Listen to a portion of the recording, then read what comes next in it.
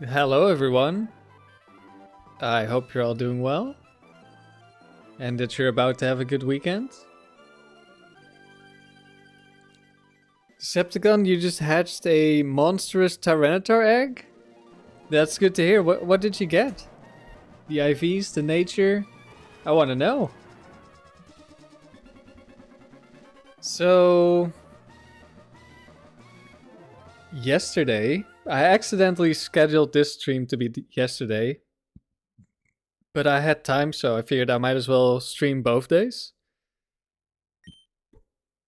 Let's see. Actually, it's kind of cut off.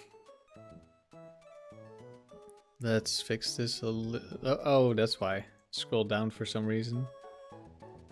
Yesterday we bred a Ralts with some pretty good IVs.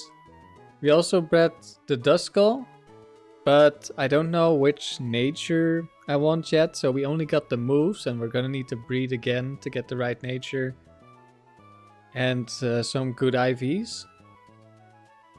So I can take these off. For today, we're gonna be breeding the Skarmory. And after that, I'm not completely sure yet what the plan is. We might just hunt some dittos. Maybe I'll catch some Pokemon that we want to get, like potentially Fortress.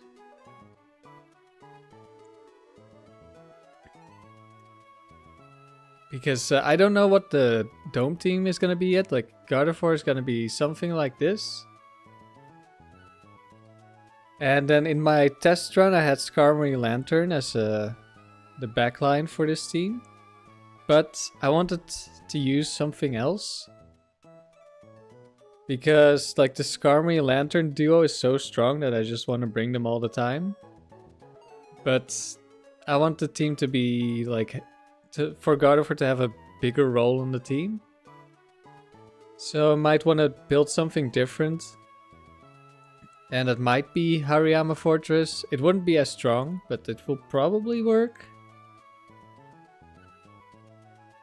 And then we also had for the tower team. Actually, you can't quite see this because I can't scroll down far enough. The Dusclops that we bred will be probably for the tower. And then I like Intimidate support with the Gyarados or with the Dusclops, so either Gyarados or Salamence is probably on the team. And then the last member that's currently unknown. And the Skarmory will use somewhere. I don't know where yet. Could be the palace. Could be somewhere else. But let's get started on this Skarmory. Don't quite know. Let's see. We already have the Gulpin.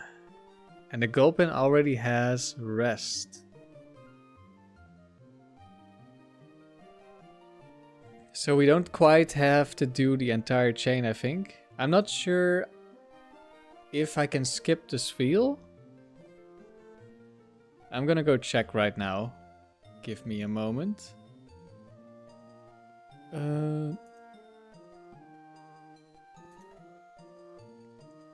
Let's see, Meryl. Can you breed with Wingull?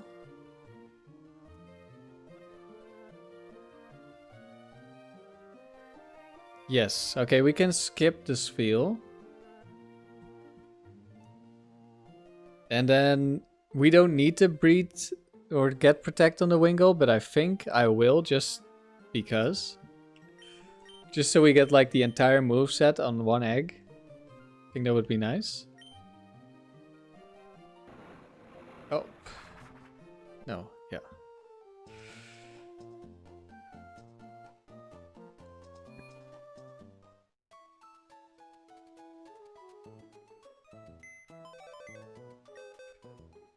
So let's see. Is it this Gulpin?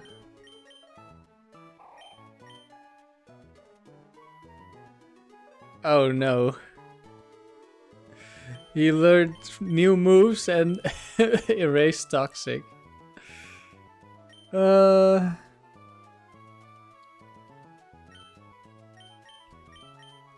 Am I gonna need to breed Duskull with Gulpin? Oh wait, Duskull can breed with the cast form. That's kind of fine actually. As long as the Duskull doesn't forget the moves I need.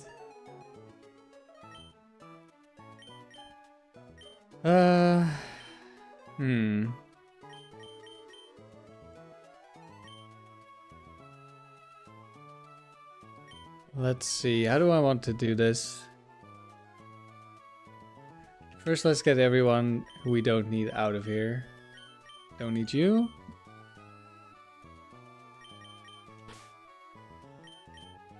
And I don't need you. I think. Maybe we need to go fly somewhere for the move relearner. Slugma we need. This was just a random female Duskull. See, this should be the male one. Yeah.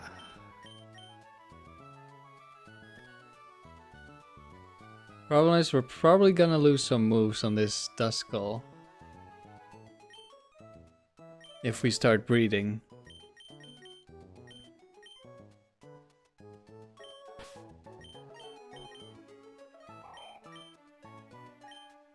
I'm surprised we still have every move, or we removed every move except Encore, which is the first move, and I think also may have been the oldest move. I don't know why Toxic is gone, because that was the newest move. I thought... Well, no, that's probably if all of them are during the daycare. I thought like the oldest move got deleted first. But I guess that's the case when they get all the moves from the daycare level up.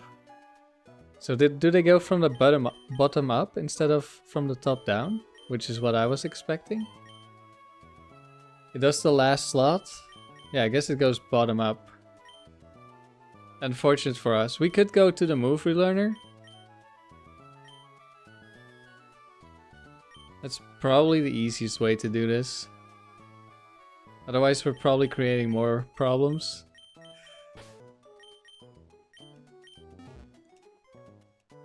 Hello JG, you're also catching the dittos? Good luck. I hope you get some good IVs. Where is the move relearner?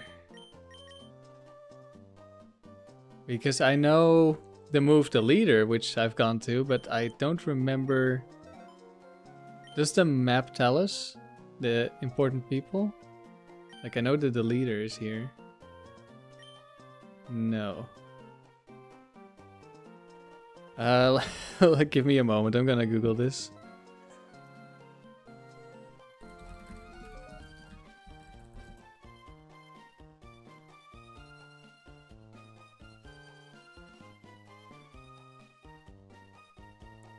Oh, is it the same place? Or near the same place? Wait.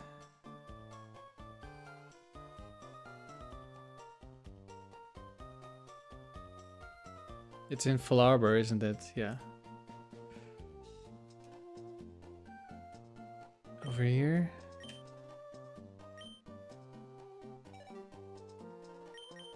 Let's go get our Toxic back. We have some hard skills. Actually, they might all be in the box. Like, I'm pretty sure it's hard skills that we need, right? Let's go grab them. We should just be able to get more from Wild Love Discs. Pretty sure... no, not here.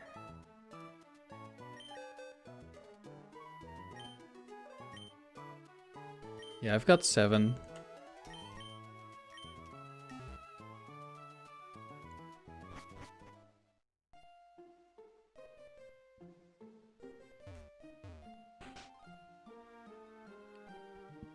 Back on the grind? Indeed, Ellie J. We're back on the grind. For a hard skill, yep. That's a hard skill, that it is.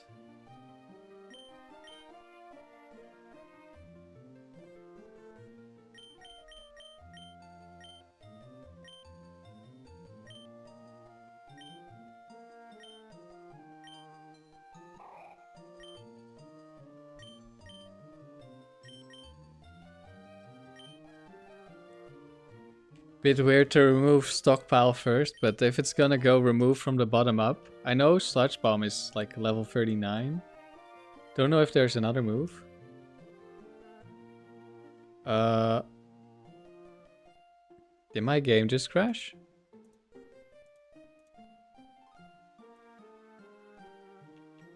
I think my game just crashed. But the music is still playing. Maybe it's my controller?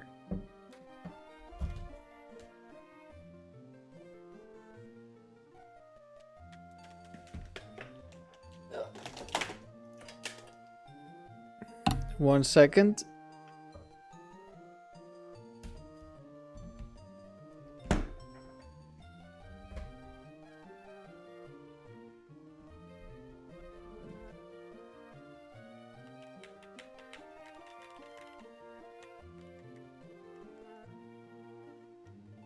Okay, that's also not helping.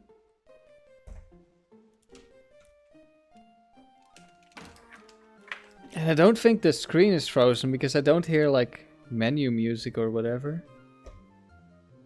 Or like the capture card screen. Oh, what? Huh? Okay, whatever. It's working again, it seems.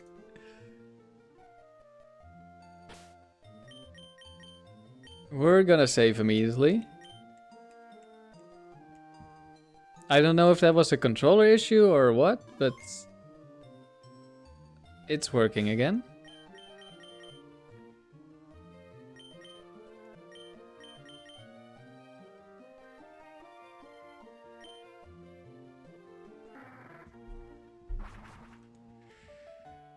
Alright, so we're gonna go from Gulpin to cast form. The opposite of what we did yesterday.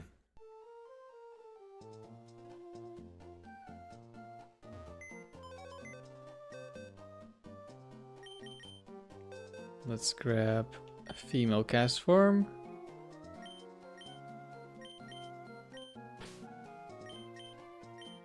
And Pelipper can get out of the party.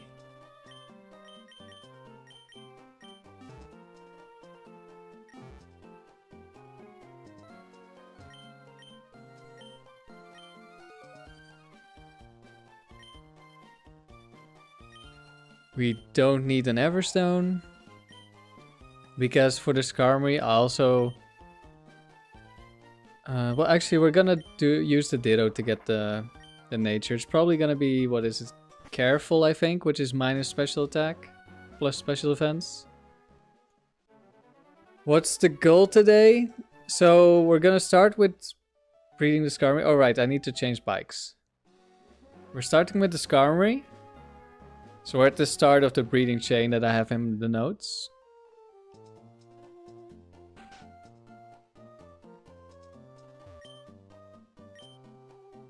And after that, I'm not sure yet what we're gonna do. I think, see, we might catch a Pineco. I think Torkoal is another Pokemon we might breed, I think. I just need to breed Rest. Oh, that was fast.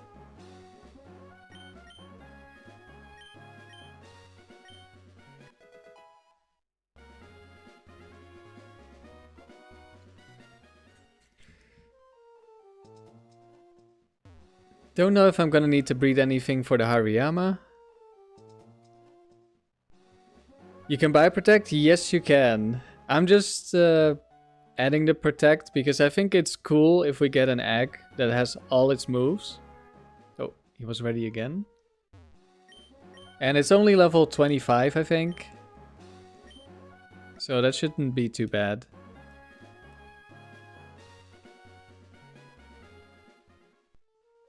I mean, technically, we could even use a TM to give Protect to Wingull, but that kind of defeats the purpose. I just want to show off that you can breed an entire moveset onto a Pokemon without needing to use TMs. And for protect it doesn't matter, but for other TM moves it does.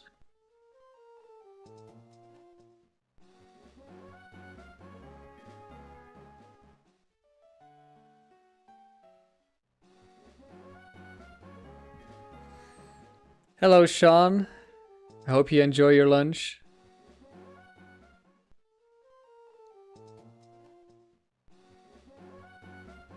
So what we need right now is a male cast form with Toxic and Rest. So you see in the breeding chain, there is Feel with Rest. However, yesterday we did like the reverse because we bred for a Duskull. And we started with the Sfeel, went to Meryl. Or we leveled up Sfeel so it learned Rest. Then we gave that to Meryl. Meryl gave it to Cast Form. Cast Form gave it to Gulpin. And then Gulpin gave Rest and Toxic to Duskull. So because of that we already have... No, actually we don't have it anymore because Rest also got overwritten. I guess we do have to level up the Sfeel. So never mind. We are starting as normal.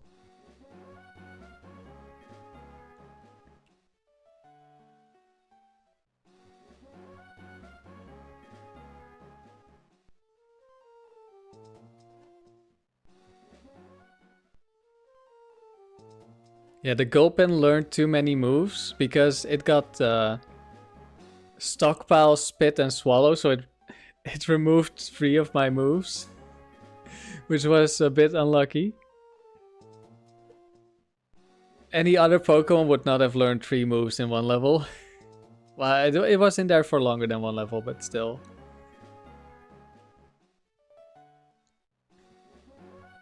So I guess we're gonna have to grind up another Sfeel.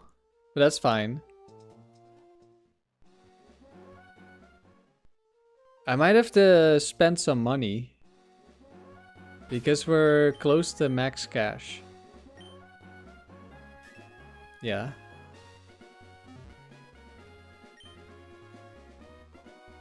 I'm gonna do that right now before I forget.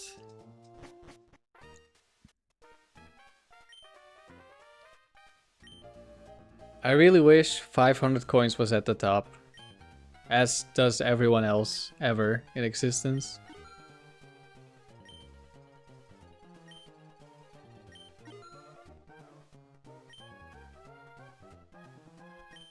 What is a Pokemon that surprised me with its power in all my experience with the Gen 3 Battle Tower? Well, it's probably Dusclops. My cursed Dusclops set is probably the best thing I've made. For like a Pokemon that's undervalued, I think. I mean, I could also say the Tickler. The Tickler is also really good, of course, for a Pokemon with 435 base stats and it being Tangela. It was really good. Yanma was, of course, good, but that's a very different situation. I think Dusclops is the best Pokemon that I didn't know was gonna be good.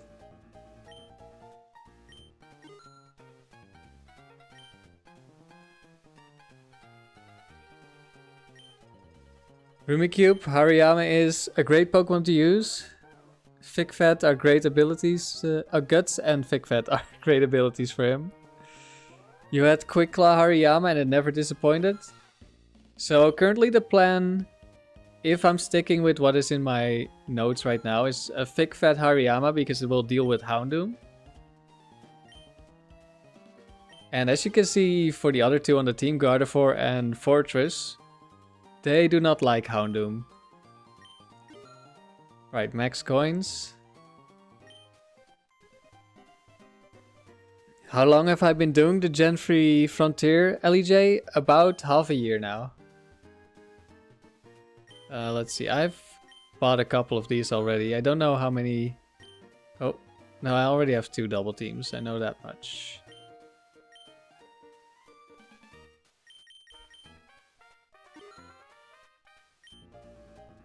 No, I don't need more double teams for now. We'll just get it up to max coins again, and then I'm gonna continue breeding.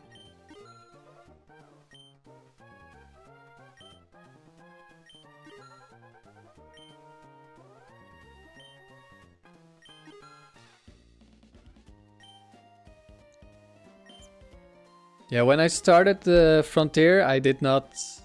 Like, I didn't do research into what was the best. I just went in blind. And I actually used Dustclops on a team fairly early on, but not with the set that I use now. So I got a taste of it being good. And then later on I made the Curse Rest PP stall one. Which I'm by no means claiming I'm the first one to ever use the Dustclops like that, because that's not the case. But I did find it like myself.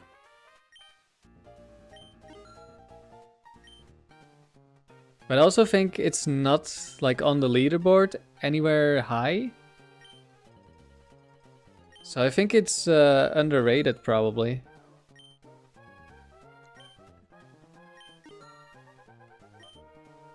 But then again, there's not that many people on the leaderboard, so who knows, maybe there are a lot of people using it the way I'm using it.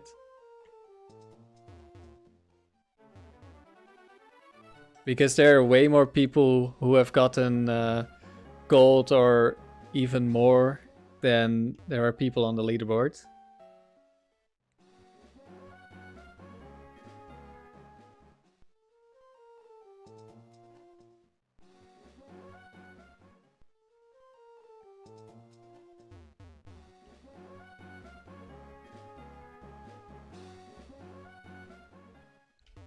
And one of the teams I'm considering, or at least one of the Pokemon in the styles of team, is I may try to do like a serious attempt, like a serious streak for multiple hundreds with a Cursed Dustclops. But that will be for later. And I might need to do some more testing before I commit to that. The ladder is fake to you, Buzz? Why is it fake?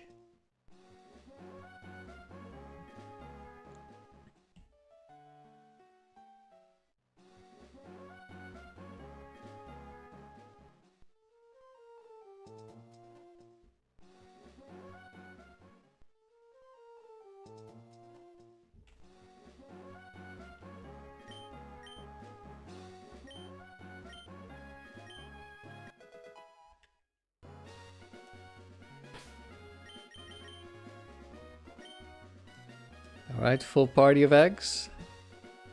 Let's see if we can get a male. Yesterday, getting a male Pokemon to hatch was a little bit of an issue. We got a lot of females. Hopefully we can get a little bit more luck. Another egg. Okay, we're gonna need to hatch some of these first.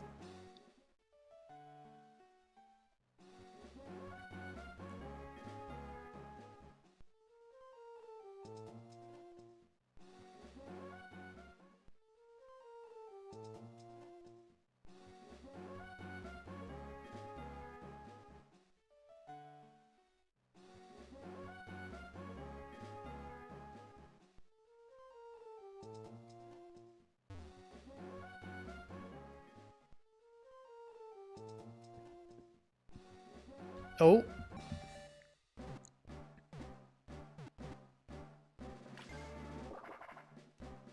Too many people use emulators or save editors. Yes, but you could also say you're using like a bot to catch Pokemon, so isn't that also very questionable? If you're not catching them yourself? If you were to use them on a leaderboard, I would... Because you... Although I guess you are using an emulator as well then, aren't you? So I guess that kind of answers my question already. You wouldn't be able to use the bot on hardware. Although maybe you would be able to if you do enough things. But I do agree to at least an extent But at least the leaderboard has like... Yes, but you're not doing the ladder? Yeah, that's true as well. At least there's a... you can see on the leaderboard which streaks are with emulation, which aren't. So that's good at least, because I agree that I think... like a record on hardware is not the same as a record on emulation. Especially when you're using speed up. Like save states, of course, don't count at all. Those should never... they're not allowed on the leaderboard, and hopefully nobody has submitted a fake run. Or a cheated run. Okay, we're continuing to get just females. But I think the main thing for me is like speed up. I think a large part of the challenge is the time commitment. And if you use speed up, then you take away a part of that. I'm playing on the 3DS, right? Would I be running the ladder on the 3DS? So this save file is on hardware. This is currently the Game Boy player that we're seeing, which is why you see the scan lines sometimes. Like when we're turning around, for example, you see my character is looking a little bit weird. That's because this is on hardware and not on my 3DS. So when I set some runs on this file, I may submit them to the leaderboard. I had put some streaks that I got in the forum, mostly because I was hoping I would get some feedback, which I did not end up getting. But I also like later requested for them to not be on the leaderboard because I want to have like my streaks on hardware on the leaderboard instead at some point.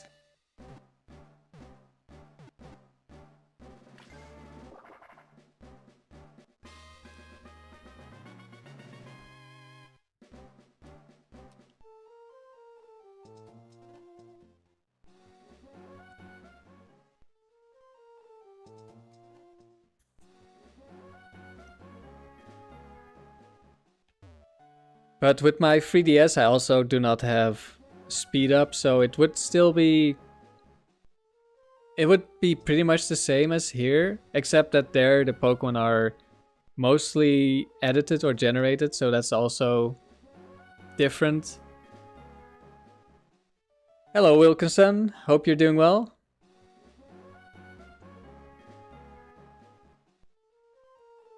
Cast form has got to be the littlest guy. Yeah, the silliest little guy, I think. It is a cool Pokemon. Oh, we actually got a mail already. Wasn't paying attention. And we should have Toxic. Yes, we do. Tackle Toxic.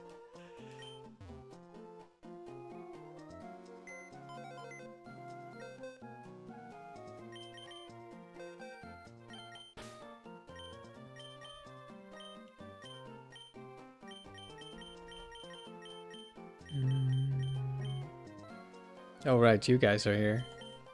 You guys get to move one box further for now. Okay, I can only move one egg at a time. That's fine. Let's see, we need Meryl next, right? Yes. We need a Meryl. Can cast form be strong or is he just a gimmick? He's probably just a gimmick. I don't remember his base stats, but I don't think they're very good.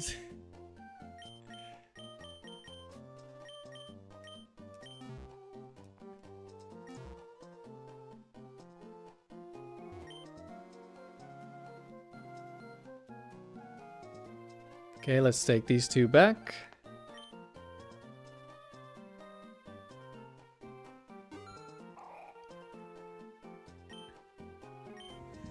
But actually, let's have a look at the stats. 1 second.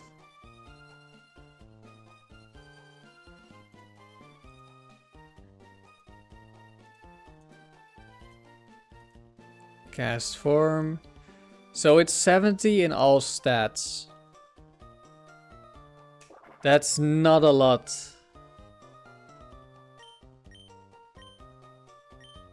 So I don't know. It's not looking too good, to be honest.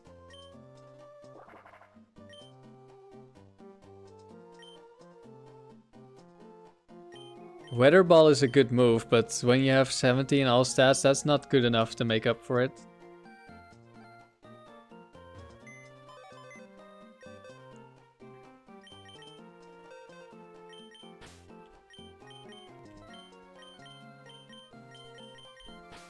I'm gonna need to organize my boxes soon.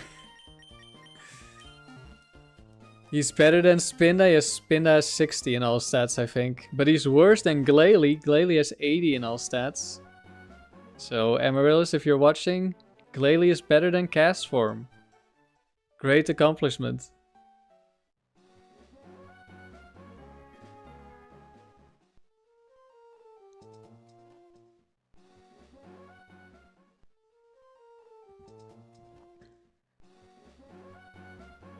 So yeah, back to the leaderboard discussion. It's already kind of the case. But I would definitely... I would see emulated runs different as from hardware runs. And they are denoted differently, but they're in the same list, so...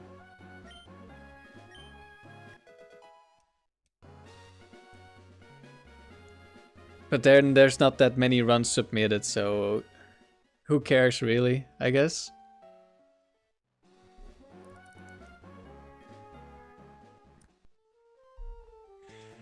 Delcatty, is Delcatty 65 in all stats?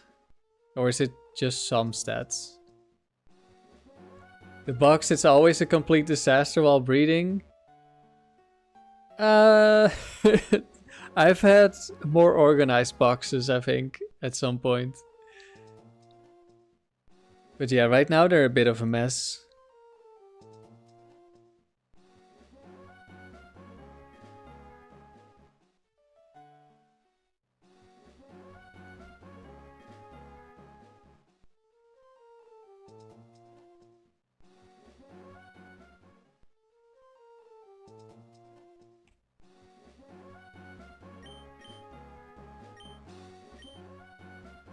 Delcatty's just 90 speed?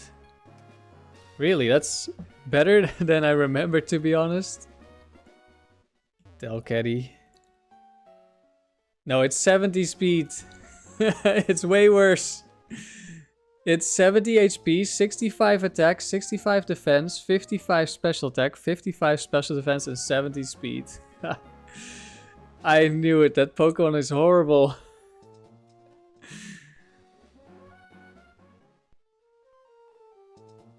And I don't understand why. Like, Moonstone evolutions were like pretty decent in Gen 1. Why is Delcatty so bad? What did Delcatty do? Did I feel like the Moonstone evolutions in Gen 1 were too powerful because like you get them really early and then you have a fully evolved Pokemon? But you get Delcatty a bit later, comparatively. Do I have any interest in Gen 4? Yes, I do. Wait, they gave it 90 speed in Gen 7? Oh, that's funny. Oh, female Meryl. We need male.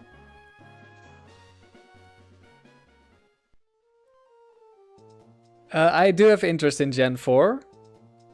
I'm also still playing the Battle Revolution games. I still need to do some Colosseums. But for now, I want to focus on Gen 3. Because like if I start mixing up between Gen 3 and Gen 4, I'm gonna get confused about all the different sets and mechanics and that sort of stuff. So I'm just gonna focus on Emerald for now, and then we'll see when we get to Gen 4. And there's also other things that I want to do Like doing Gen 1 and Stadium, and Gen 2 and Stadium 2. LEJ, you wonder if Gen 4 will become more popular in a few years once people have had their fill of Gen 3 Frontier? Maybe, but I feel like Gen 4 is already pretty popular. I see a lot of Gen 4 content showing up. Maybe not the Frontier, I don't know, but at the same time I don't see that much Gen 3 Frontier content either. It's mostly factory. Gen 4 is a nice post game. Yeah. I'm a big fan of the Johto games myself. So having that in Gen 4 is nice. JG, the only thing that interests you in Gen 4 is the Battle Factory?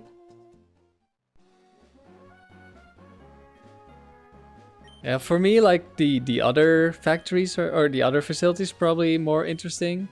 Like I think the factory is really... It's really cool and it's really interesting, but it's not really what interests me the most. Like for me, it's the team building. Which, in factory, in a way, you have team building all the time. But you can't really build good teams. Well, you can to some extent, but not reliably. So I prefer, like, actually team building where you're making the Pokemon yourself. Where you make Pokemon like the Tickler and they actually work, like Yanma.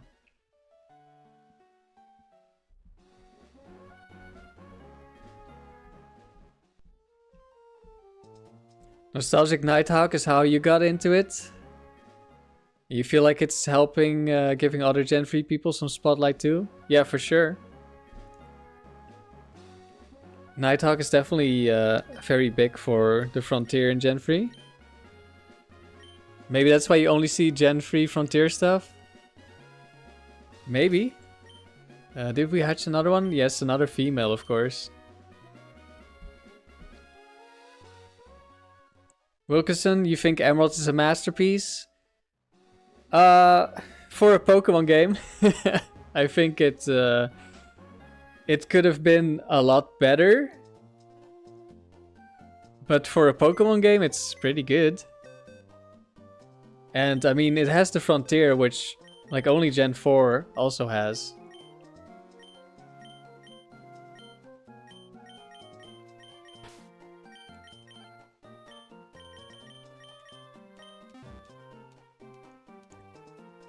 Sean, you can only ever hatch males.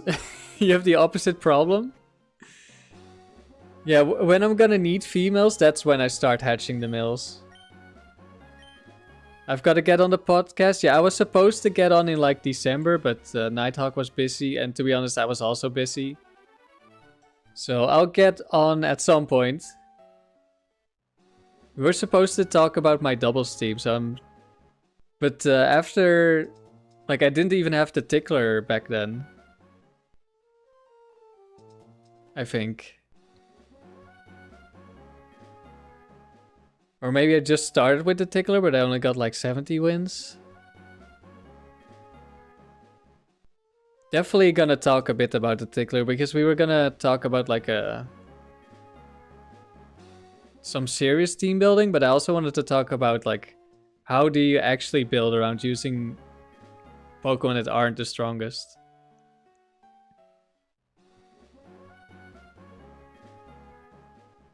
Did we hatch another one? No.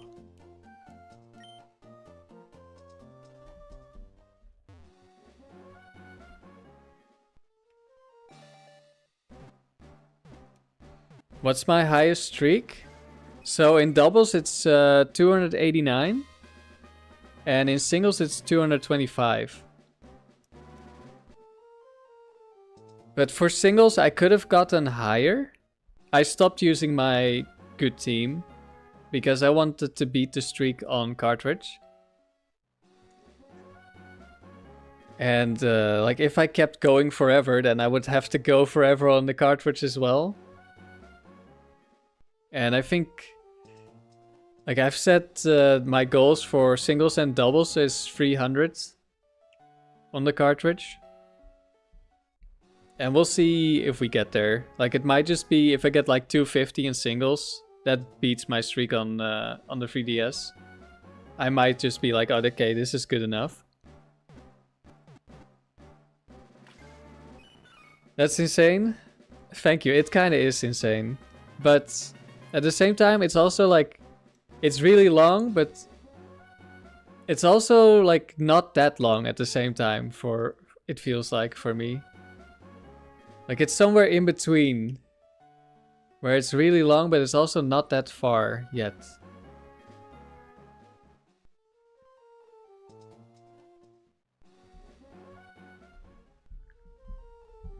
And the singles, I'm gonna be using a different team on cartridge because my 3DS team had a Moltres that you would need to get from XD, and I'm not planning on hunting for a good Moltres in XD at the moment.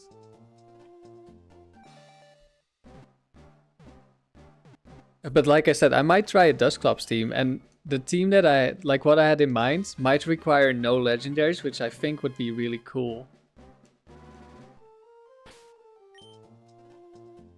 Oh, we got 2 males somehow. In like a few back and forths.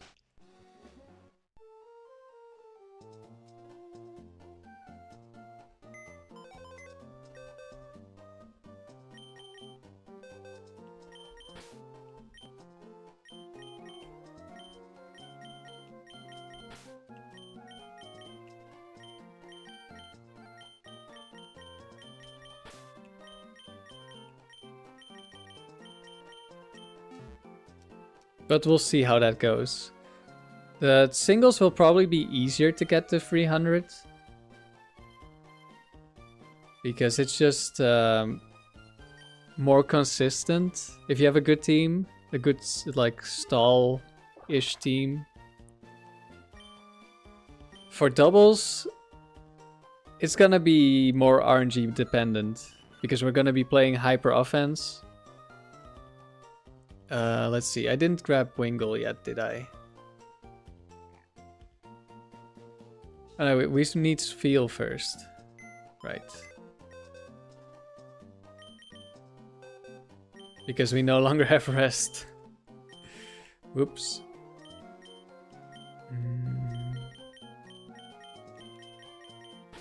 Should have put all of these useful breeding Pokemon in a separate box, but whatever. Spiel. Alright, we don't have female Spiel. We don't have any female Spiel. Oh boy, we are gonna have to need to breed a female Spiel first. No wait, I have a female somewhere. Because I caught this male. There it is.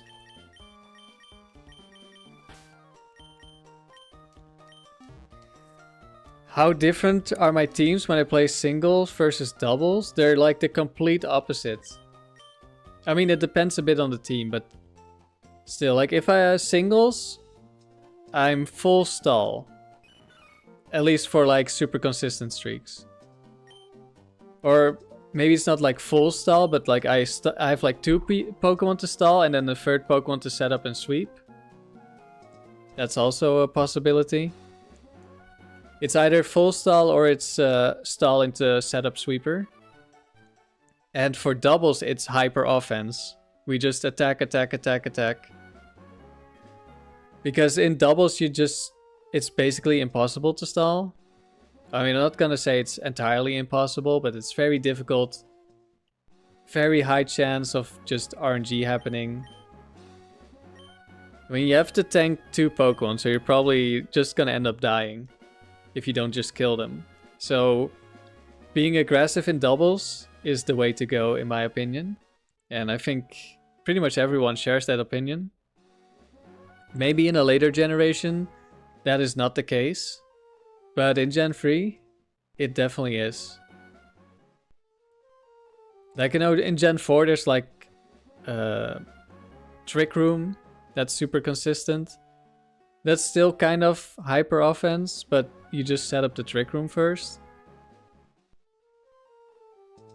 I guess it's just basic Trick Room teams, really.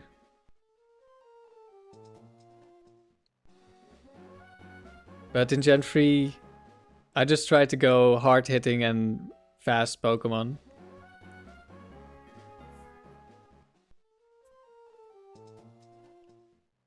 But I'm not sure, like, I definitely know my team can reach 300 wins. I don't know how easy it's gonna be. Because my team could definitely be improved upon, I feel like. Like, Swampert is good, but Swampert is also slow. Even at max speed. Like, we outspeed a lot of Pokemon, but there's still a lot of Pokemon that outspeed us. We're also not that great into Pokemon that are immune to ground, for obvious reasons. So Tauros lead could be really good. That's what I originally wanted to build around, before I changed my mind. And the guy with like the longest streaks in doubles also uses Tauros lead. So it definitely is good. So I may at some point use Tauros, but I first want to try and get a 300 win streak with the version of the team that I have now. And maybe we'll just get to like 200 something, lose, and then I'm like, okay, I want to try something else. Or maybe we'll get to 300. Like, I think the light screen change is pretty big for the team. But like, I can still lose to like Quick Claw, Giga Drain, Gengar. Light screen doesn't help when it just Quick Claws and outspeeds Zapdos.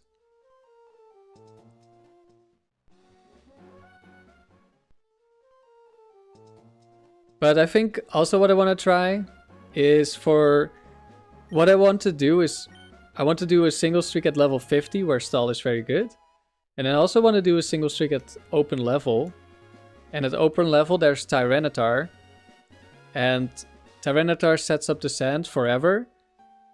And that makes stalling a lot more difficult because... Let's say I use Dusclops. Dusclops wants to heal with leftovers, but if sand is up... That removes the healing, basically. Like, you take as much damage as you heal. So it basically does nothing. Which makes you a lot more vulnerable. So I think I want to do like an offensive streak. Or use an offensive team in open level. And a more defensive team in level 50.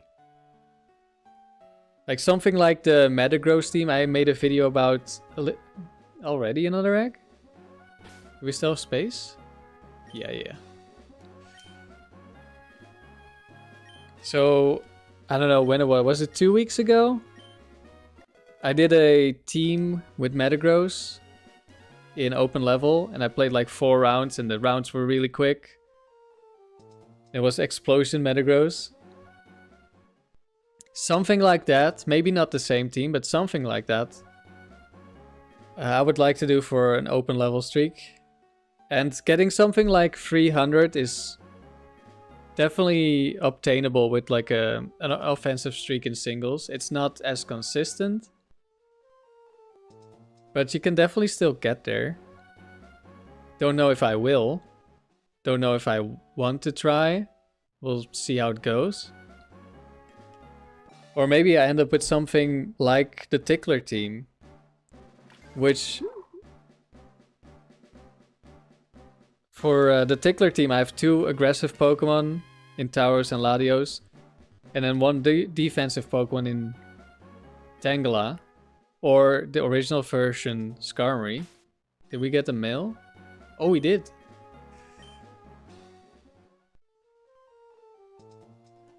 First time we get male on the first egg. Let's see, we need to grind up this field to level 37.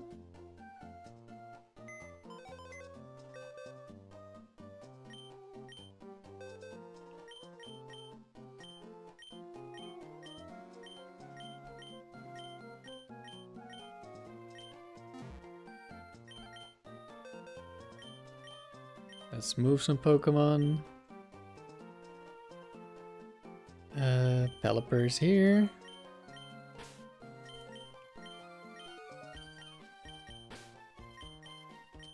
Let's grab the other ones first.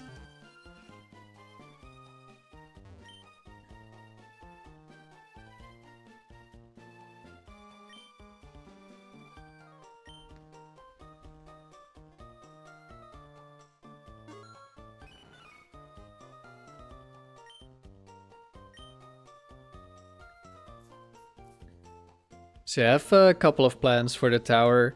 I also want to try to make a streak in the dome. I don't know what my target would be because I haven't done any serious attempts. Unless you count my Persian doubles team as a serious attempt, which in a way it kind of was, but at the same time I'm using Persian because I want to use Persian. Not because it's necessarily great, although I think it had some things going for it, but that team style felt inconsistent, even if I used... Like there's the record with that team is the same team I used, which was Parasong Lapras with... I had Fake Out Persian, but the record had Fake Out Kangaskhan. And then a Latios in case you cannot Parasong. But I felt like there were a lot of matches where I could just lose if it was like Bright Powder activates turn 1 when I tried to fake out. Or some other RNG. And I don't think Kangaskhan would really prevent that. So I don't know. Like I actually have an idea for something I want to try. Time to head back to work, Sean. Have a good day at work.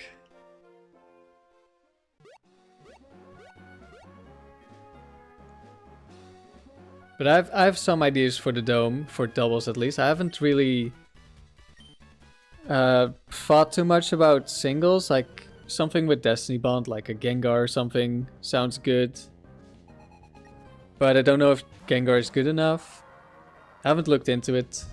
Like the Gardevoir I'm using here is nice, but I don't think, like, you're not fast enough. Probably. Like you outspeed base 100, which is great, but there's a lot of dangerous Pokemon above base 100.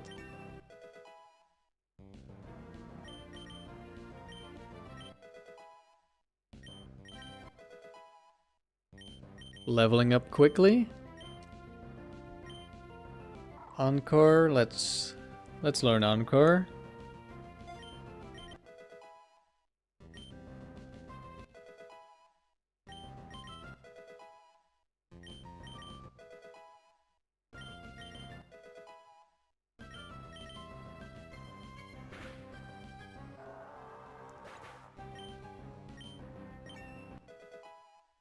Starmie leveled up, that's nice, but we're gonna need a couple more levels because before Starmie starts soloing this. Then we can put Starmie together with the Spheal in the front. Or, well, probably not Spheal because Spheal will be leveled up before then. But the Pokemon were leveling up and that means 50% more XP, I think, yeah.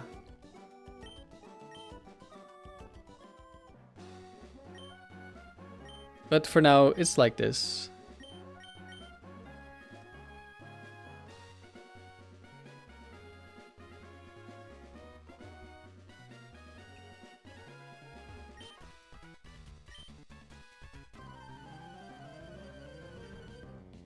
And then I don't know for the other facilities if I want to do anything special. I think the pyramid is cool, but I don't know if I would want to do like a super long streak.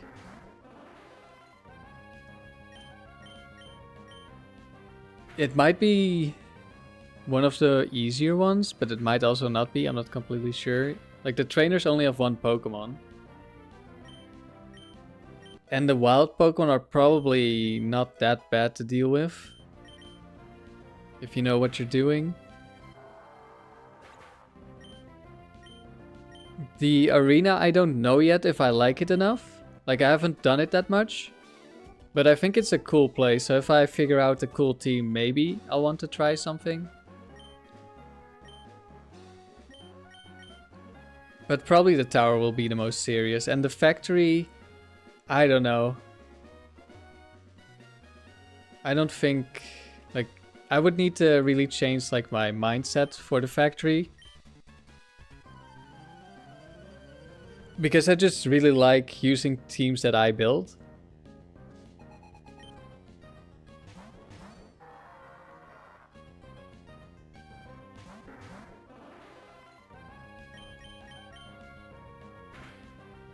And the factory is really a facility that you need to grind with a lot of attempts. Of course, if you're really good, you're gonna get them a lot more consistently, but it's still a lot of RNG. Like, not just the drafts, but also like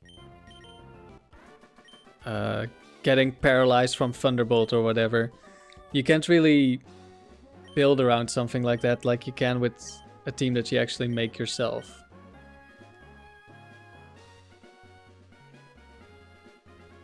No, that wasn't far enough. That's far enough.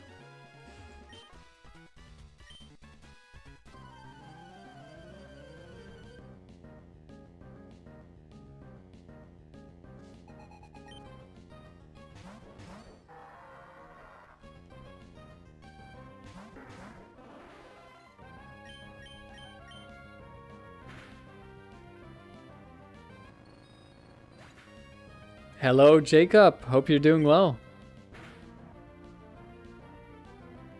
We are back with some grinding before we hatch some more eggs. Body slam, sure.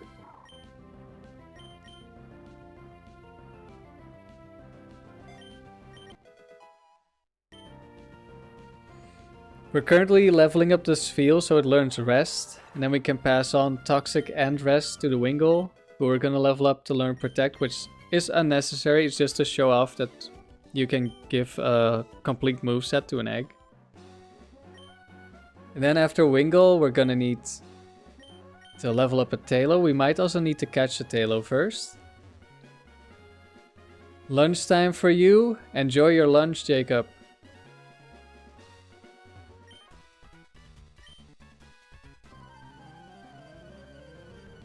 And then after the Talo, we get our Skarmory.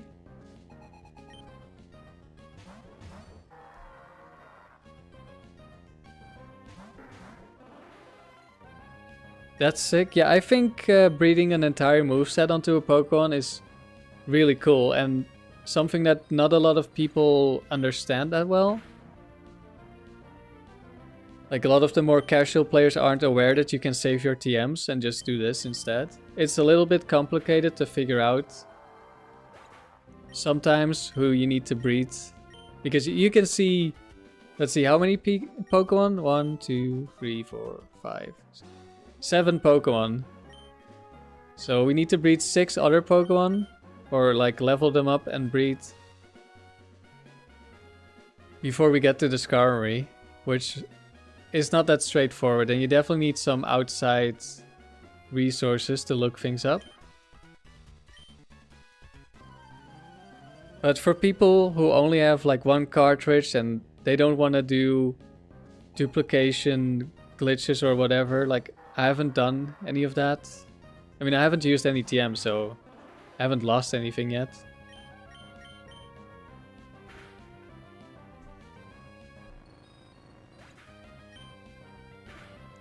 And here you thought Belly Drum Azumarill was cool?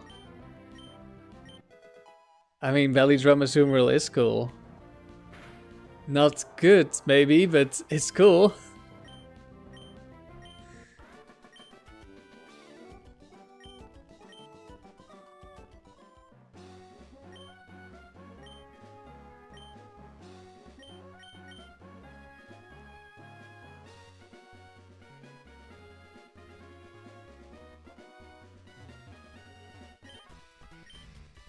Let's see. Do we have any more team building to do while we grind? Actually, oh, that's the wrong thing. I guess I still need to look into a moveset for Hariyama, if we're gonna end up using Hariyama. So, you... need my notes, and I need small screen. Let's see. Hariyama. Huge power belly drum is goofy broken.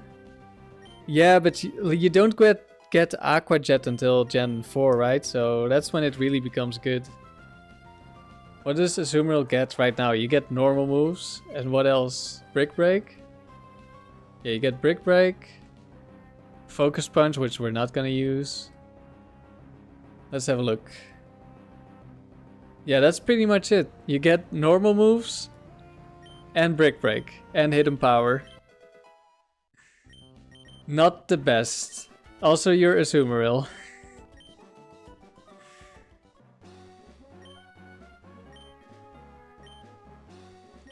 Well, in Gen 6. Okay, yeah, Gen 6 is a little bit different.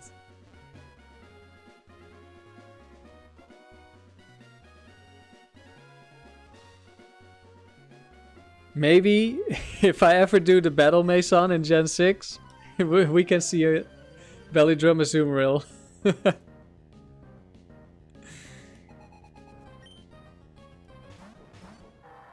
You want it for water? Probably Aqua Tail. I would go Waterfalls just so I don't miss.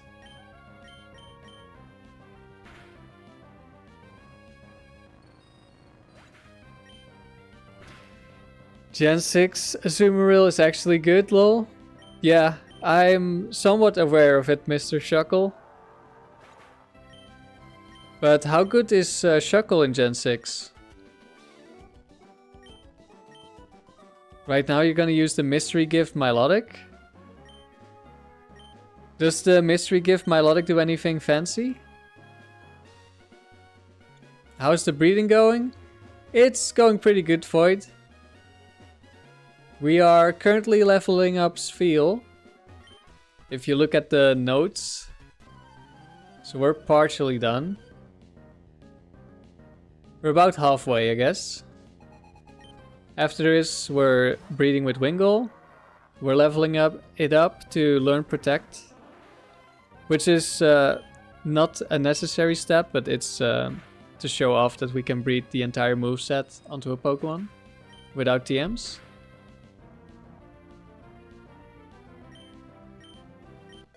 Shuckle is your favorite Pokemon, Mr. Shuckle?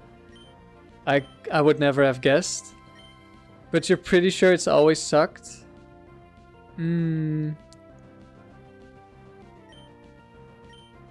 I could see maybe a guard split set in a later generation.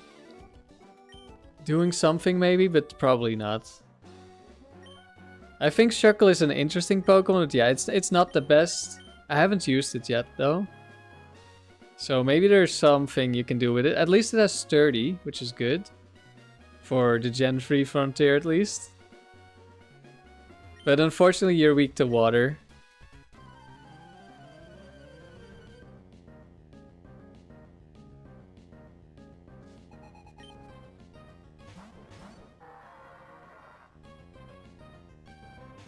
The mystery gift Milotic is from World, so you don't have to train it. Okay, that's kind of nice to be honest.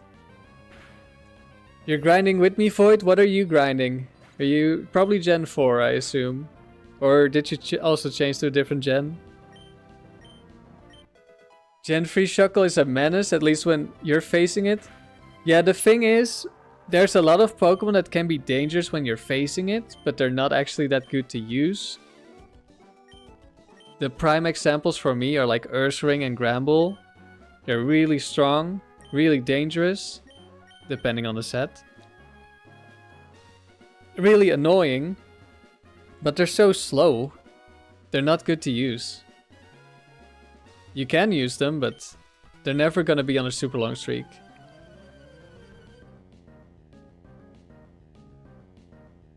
Isn't Shell Smash Shuckle cracked? Does Shuckle get Contrary and can it boost its defense with Shell Smash? Or is that a different Pokemon? Or not a thing at all?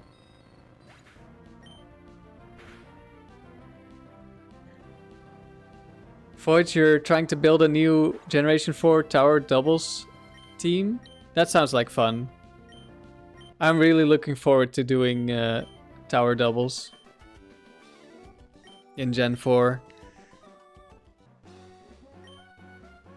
There are a lot more options. Mostly Trick Room, of course. I don't know if I want to go super try hard with a Trick Room team. Probably at some point I will.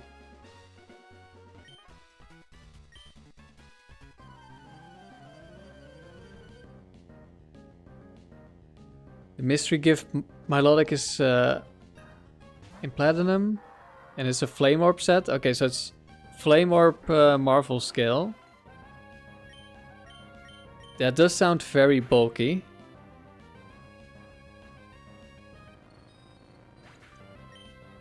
The Gen 3 Battle Frontier will know you personally in a couple of years. Okay, so you're doing like the opposite of what I'm doing. I'm starting at 3 and I'm probably gonna go to 4 later. And you're at 4 and you're gonna go down to 3 at some point.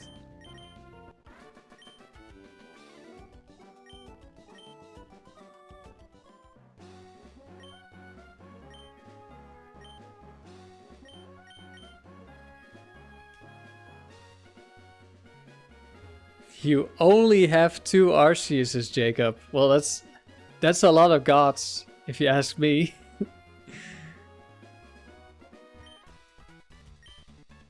And you're working, let's see, you're doing the E4 for vitamin money. I don't know what is a good money maker in Gen 4. If you were doing hard gold, soul silver, I would say there's probably like Pokegear rematches you could do for money.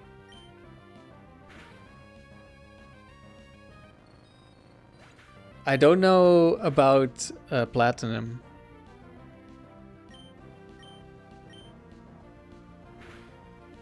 Yes, you're going backwards, Void. I mean, if you're already invested in one generation, it's just probably best to focus on that, if you want to. Which is why I'm sticking with 3 for now, even though I actually did a little bit of 4 before I got to Gen 3. Like, I already had my gold in the tower. I'd done a little bit of factory. Hadn't really done too much of the other ones. It's the same in Platinum. You can just rematch trainers. Then there's probably like some rich trainer that gives a lot of money that you can rematch a lot. That's probably gonna be the fastest way. Would be my guess.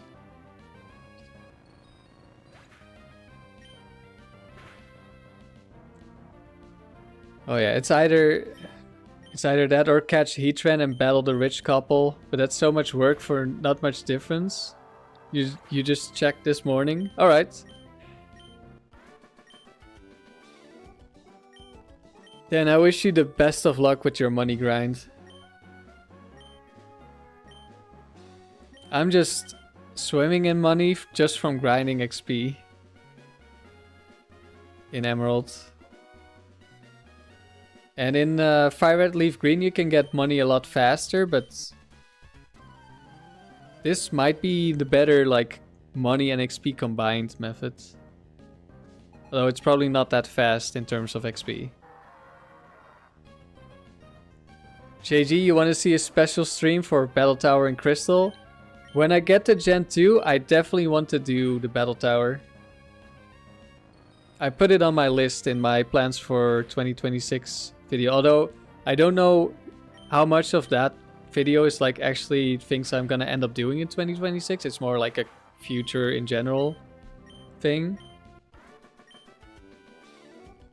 Jacob, if you're gonna catch Heatran, it's gotta be a shiny. You're not gonna do that right now? Yeah, that would take a while. Okay, we're out of PP. 8 more levels. Rare candy, very nice. Repel. Repel.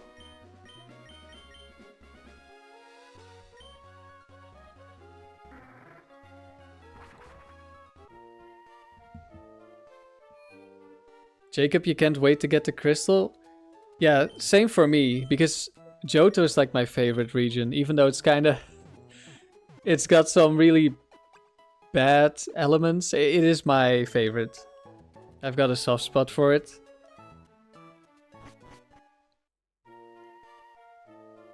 I started with Gen 1, but I think I got like gold relatively quickly after Gen 1, and then I played gold for a long time.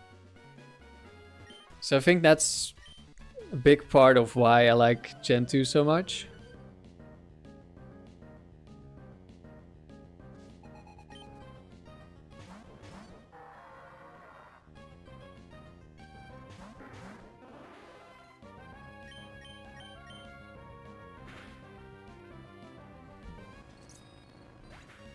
Johto's just overhated. I don't know, maybe. I think a lot of people think Heart Gold, Soul Silver are like potentially the best games in the series, so is it really overhated? It's a beautiful region, yes it is, especially in the remakes. It looks so good, it's got so much personality.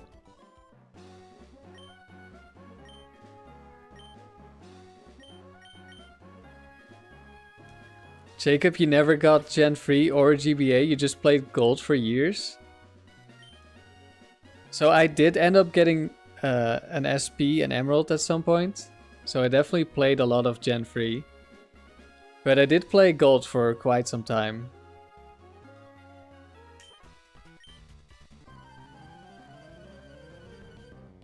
The price of the remix says it all. Yeah, they're pretty expensive, aren't they? Mr. Shuckle, you love the Gen 2 sprites? Yeah, me too.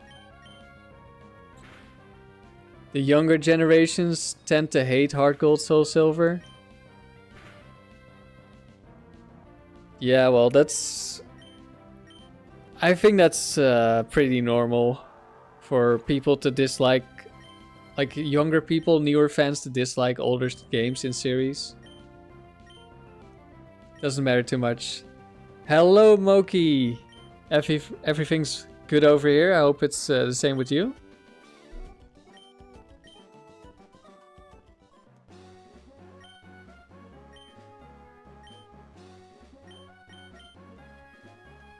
Gen 2 art is super iconic just in general. Like, the improvement from Gen 1 to Gen 2 is so massive. You can say the same about Gen 2 to Gen 3. And maybe you can say the same thing about Gen 3 to Gen 4. I mean, I don't think it's as big of a thing, Gen 3 to 4.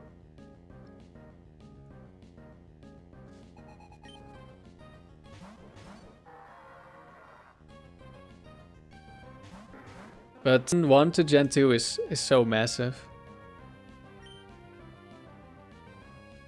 Oh. Screen is frozen again. Don't know what's happening.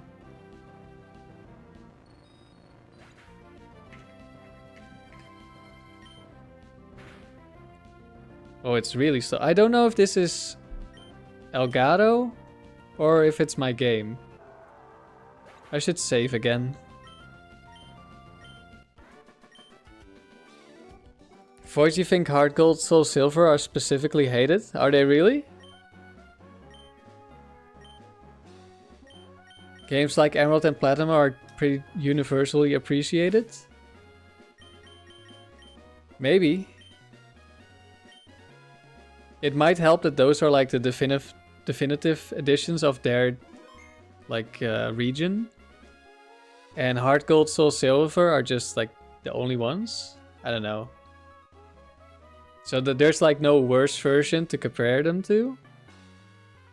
Am I EV training? No, I'm leveling up Spheal because I wanted to learn Rest. And then we're giving Rest as an egg move to Wingull, who's gonna learn Protect. And then we're teaching that, or we're breeding that with a Talo, who's gonna learn Airlace. And then we're breeding that with Skarmory. And then we have our entire moveset because we already have Toxic from Gulpin. If you look at the notes, the Skarmory breeding chain, that's what we're doing right now.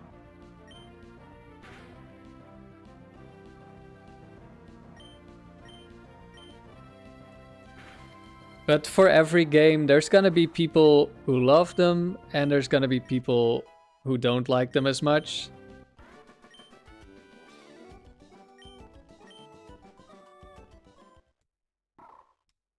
That's just how it goes.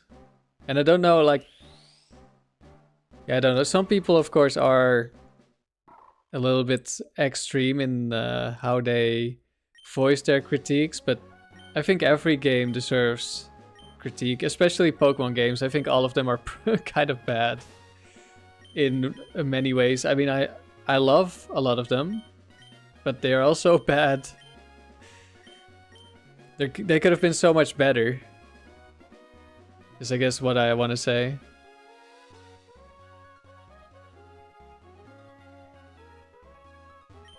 That's quite the chain. Yes, this is definitely the longest chain I have.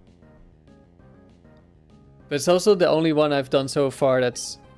Okay, the screen is freezing again. Okay, but I hear the sound. It's really just the screen. It's probably the capture card that's messing up.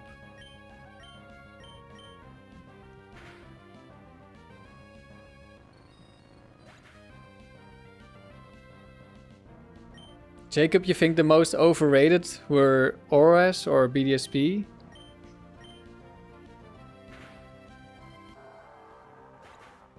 Both were great facelift projects overall. They're a great way to play the games and not pay the aftermarket premium on the old games. That's true. Did you mean overrated or overhated?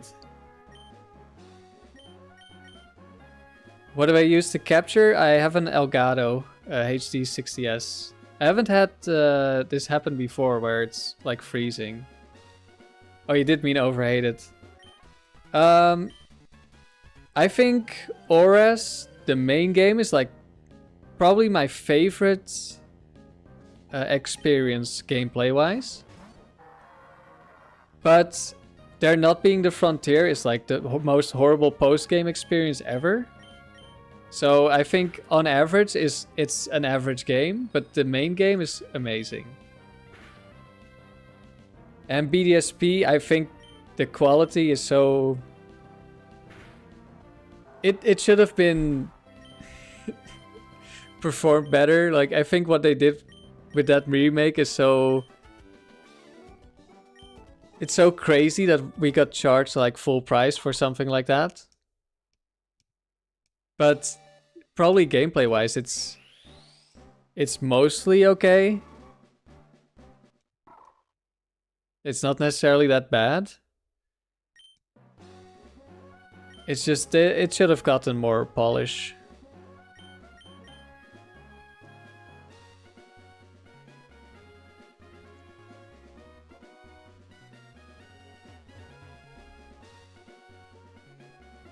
Void, you personally think the Gen 5 games are pretty overrated?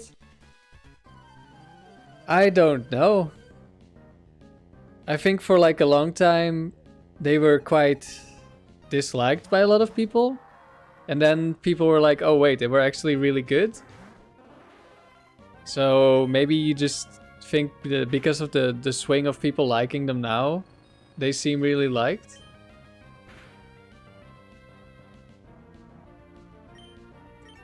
JG, you found BDSP disappointing? Yeah, I think the gameplay was okay. It just the polish was horrible. And it also doesn't have a frontier, right? So that's also bad. That's basically just like ORAS, except it's a lot worse. Or at least it feels a lot worse.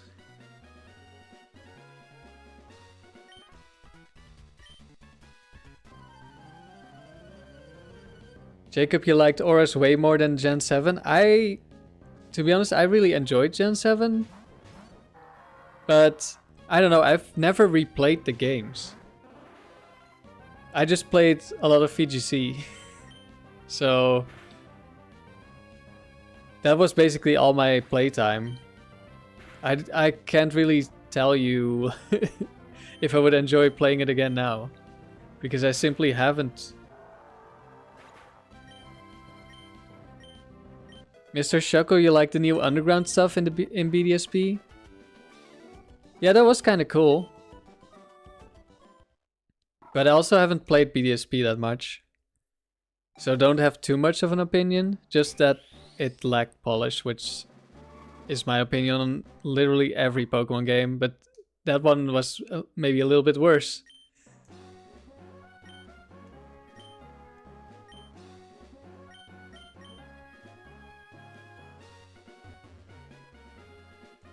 Gen 5 games have a good script and everything, but they're just too distant from what Pokemon should be in your opinion, Void?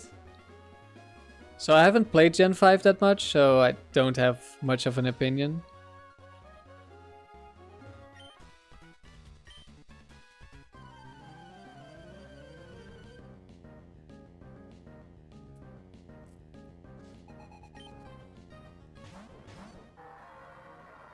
Jacob, you've gone back to Gen 7, tried to do the Pokedex, and it's just so boring and weird. In what way is it boring and weird compared to like any other game where you try to do the entire Pokedex?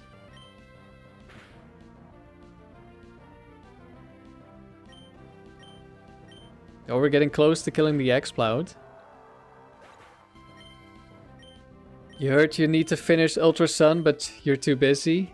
I mean, you gotta do what you enjoy, right?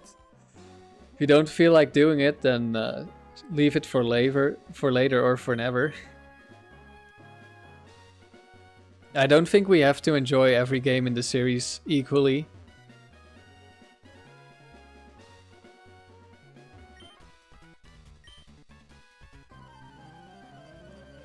Gabby and Ty don't move anymore?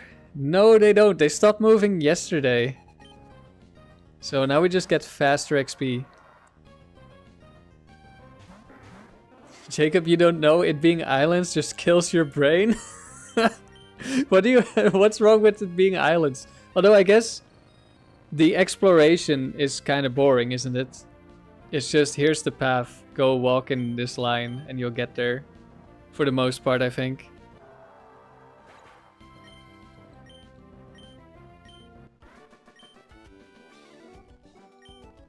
And the right Pokemon are meh. I really like the right Pokemon in Let's Go. I think Let's Go is an overhated game. Not that there's not a lot of things wrong with Let's Go, because there are a lot of things wrong. But I do really enjoy that game, to be honest.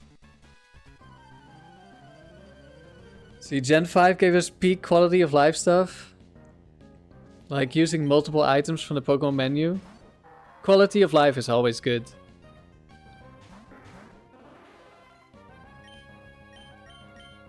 Is it Gen 5 that introduces like repel, reapplying repel without having to go into the menu? Because that's peak. Are not all the regions technically islands? Hey, I mean, everything is technically an island. Even if it's an entire continent, it's kind of an island. If it's surrounded by water.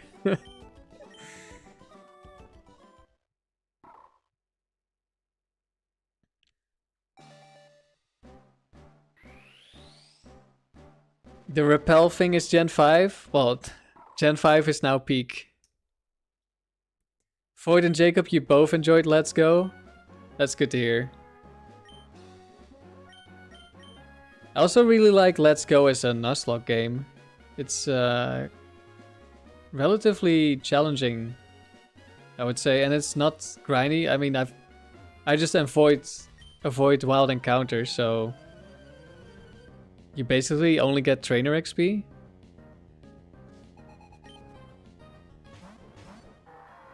But because of the XP share, it's tough, but it's just enough. Or at least it can be tough. It kind of depends on which Pokemon you have, if you lose anyone, what your rules are. It's very doable without any grinding. Because I did it and I did not do that great of a job of managing the XP. Like every important fight I was like, oh, if I had this Pokemon in my party longer, I would have gotten like one more level. And I would have gotten this move, or I would have gotten Gyarados or whatever. And now I still have a Magikarp.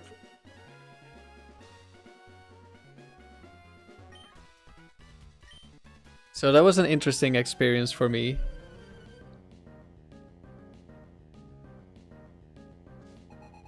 And it's just like a pretty short. At least I know what I'm doing there. It's just some fun nostalgia.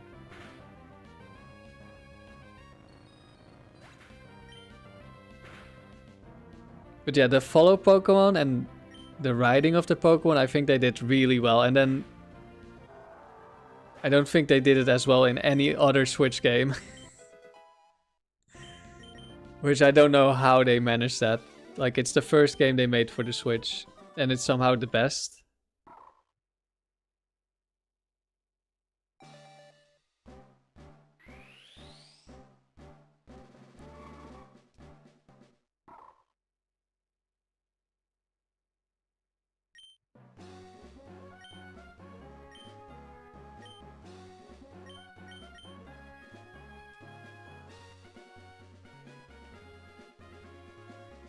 Oh, that wasn't far enough.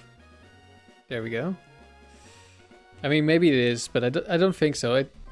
The route should show up, I think, before they reset.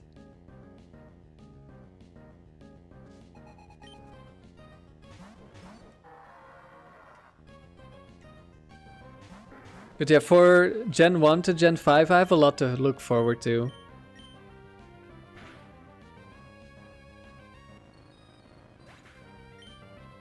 And for Gen 3, I still have to do Colosseum and XD as well. Which is going to be interesting. And then Gen 1 will be another nostalgia playthrough. And then Stadium, I've never beaten Stadium because I just didn't enjoy using only rental Pokemon that much. So I never bothered getting really far into Stadium. And then for Gen 2, I've never completed Crystal because I had Gold and I got Crystal eventually. I bought it from a friend. But the battery died before I did a playthrough. So I never finished one. And so I've never done the tower, which I think would be really interesting, especially with the, like, there's one at level 10, one at level 20, all the way to level 100. And then Stadium 2, I don't think I've ever touched. Maybe that's not true. But I haven't done much in Stadium 2. And then Gen 4, the Frontier, will be interesting.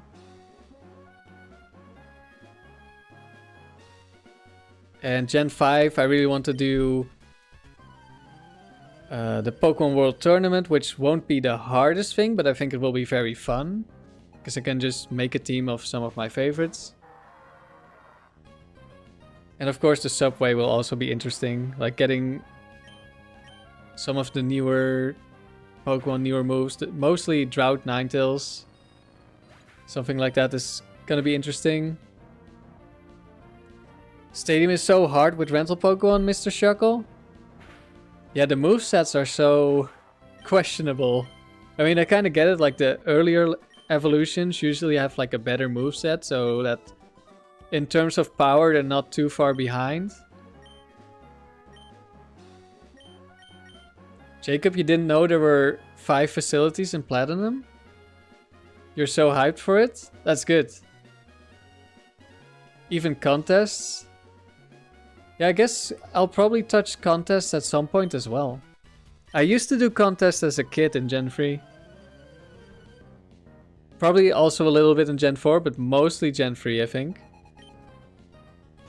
And I actually, from what I can remember, I would actually try to do like combinations and stuff. The rental Pokemon are even worse in Stadium 2. Well, good thing I'll be able to use my own Pokemon then.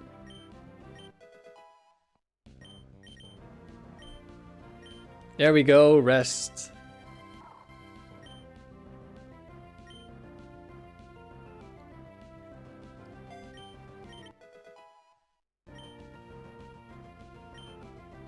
And snore.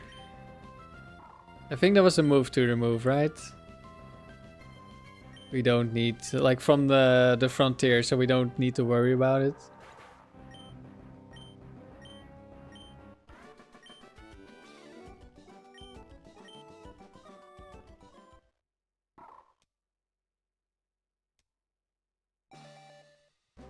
So we're done with the grinding.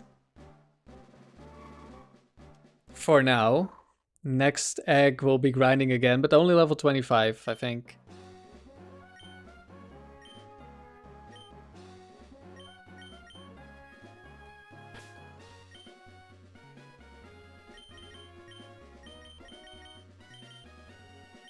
Full heal, that doesn't really do anything for me. Oh.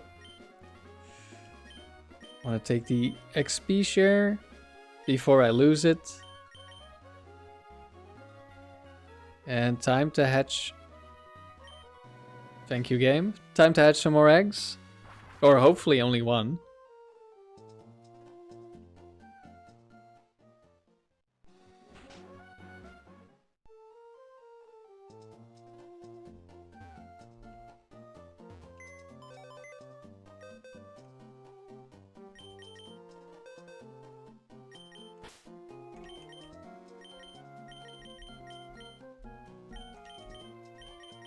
I need you.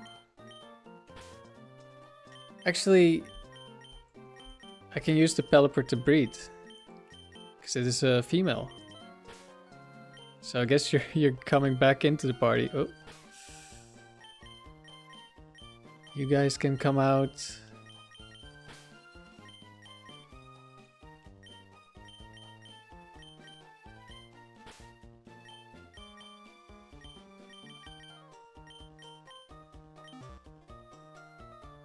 Do I have everyone? Yes.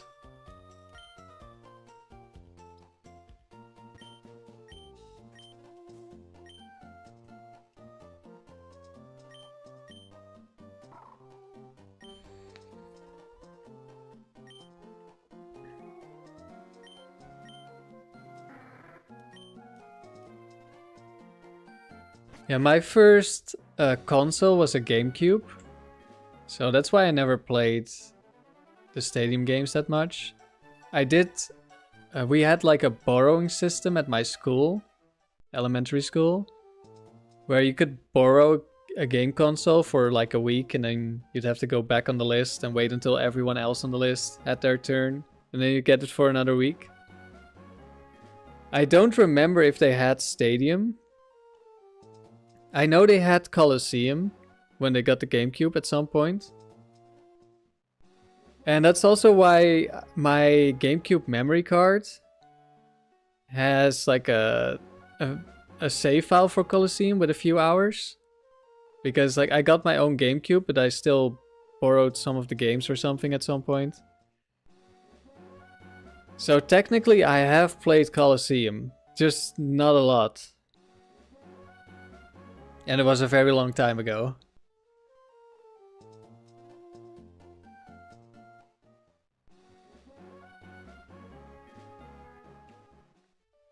And I don't know if I ever played XD. But I don't think I have it on my memory card. But that would be like the same as Colosseum, but just played even less, I guess. If I played it at all.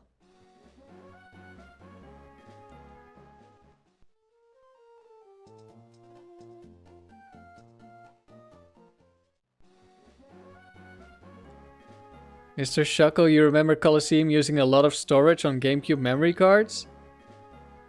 Oh, I have no idea. That might be the case, but I don't I don't know how full my memory card is. I have a bunch of games, but maybe not that many. I also got like a new memory card when I got this GameCube, so I shouldn't have any issues. Buzz, you made a shiny Little Cup team for Stadium 2? That's cool. What was your team? The only Little Cup I've done is Gen 4 because Battle Revolution has Little Battle, which is Little Cup.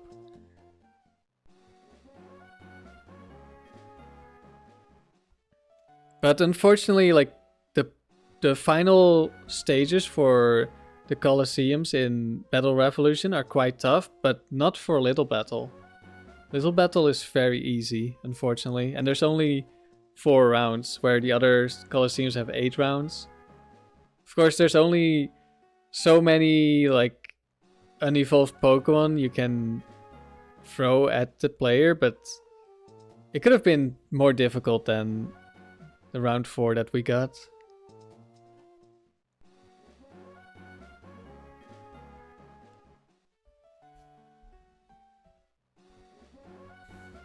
I really wish there would have been more games like Battle Revolution and the Stadium games. I think the Battle Revolution post game is quite good. Or end game, I guess. The early game is way too easy, but the later stages, they're pretty good. Quite challenging.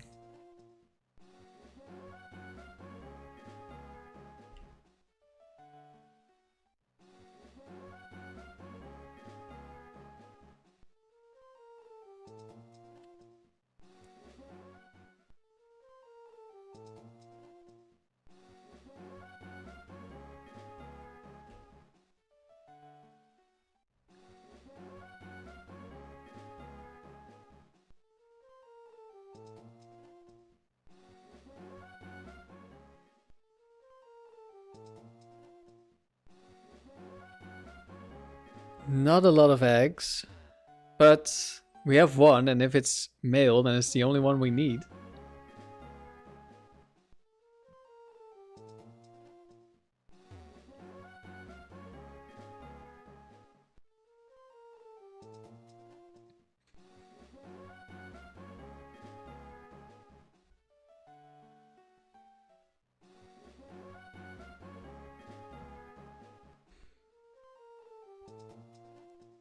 Your Little Cup team was Cyndaquil, Snorlax, Skarmory, Charmander, Horsey, Judith, Poliwag. Skarmory and Snorlax are allowed?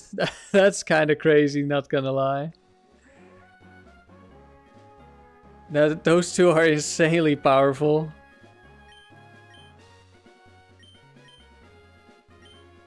But that's a cool team.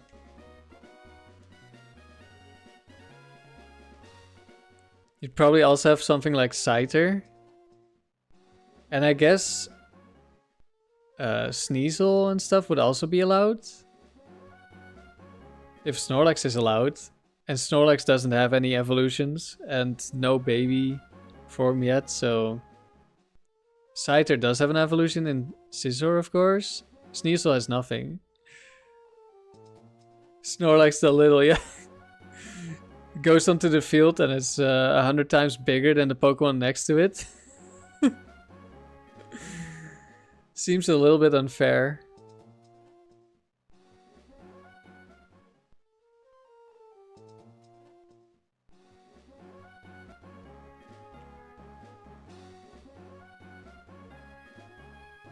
Snorlax was the last Pokemon you got?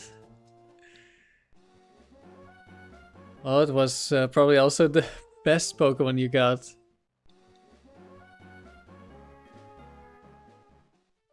Let's see. I want to have a look at... How can I give Hariyama Brick Break? Does it learn Brick Break? Probably not.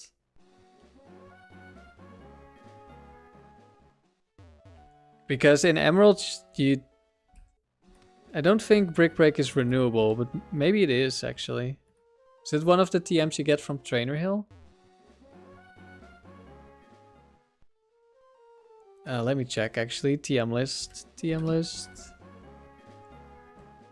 I know in Fire Red Leaf Green you can just buy it, but we're playing without trading on this save file for now. Well, I mean, there's probably gonna be trading, but I'm not allowed to use it for the Frontier.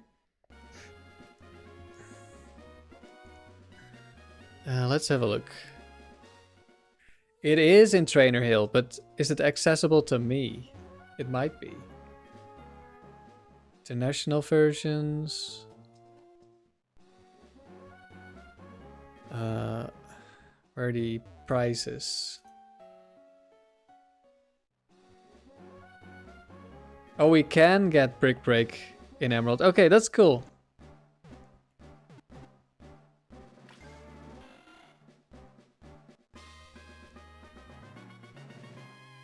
Where are all the eggs? No eggs. Good luck on the eggs. Thank you, KT. And it's mail. Let's go. That's all we need. 1 mil.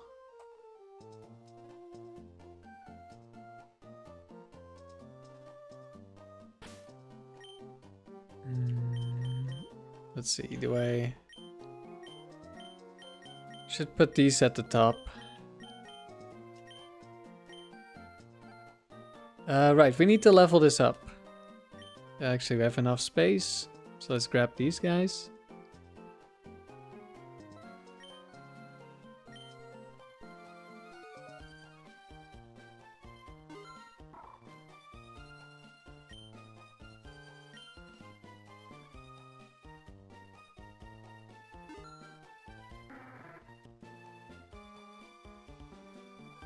In Stadium 2, due to how they handle color, the eggs have a different hue, which allows you to identify if they're shiny before they hatch.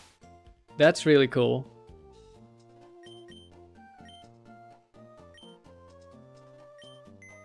That sounds like a really interesting mechanic.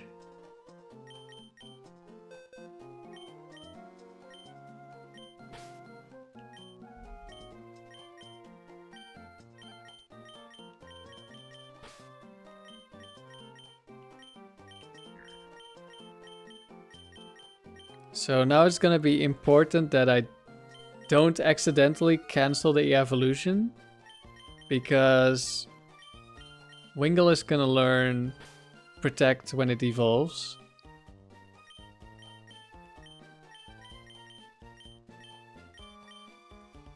Let's see, Starmie.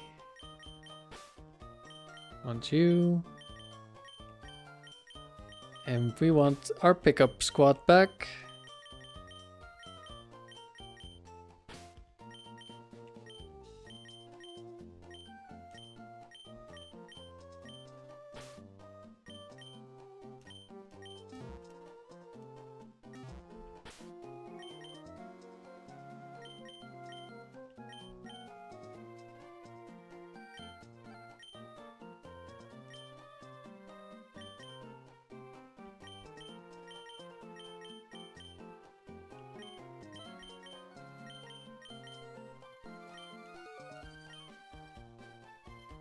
Alright, time to grind another couple of levels, but only 25 I think, so that's not gonna take too long.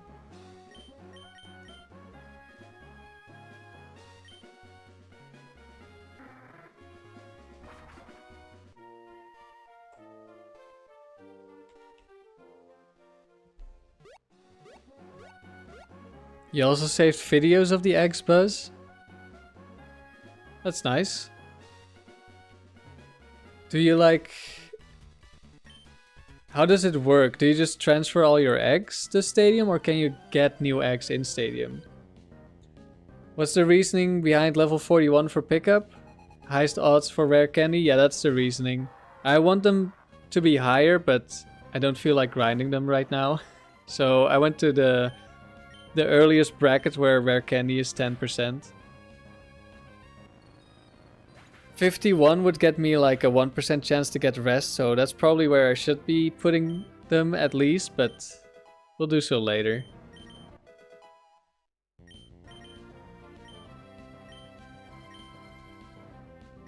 We do not want supersonic, thank you.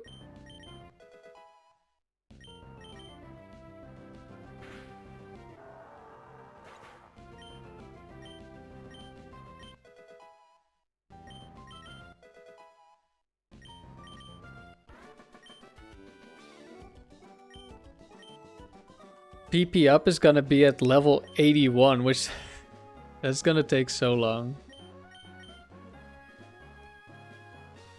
In Fire Red Leaf Green, you just get them from the start. So I have a bunch of them over there, so I'm probably gonna trade those over at some point. And I'll use those, even though I didn't get them in Emerald. Like, I think that's not too big of a deal.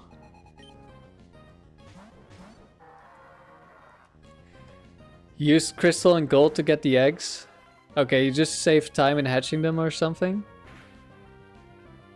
Because you can just see that they're shiny.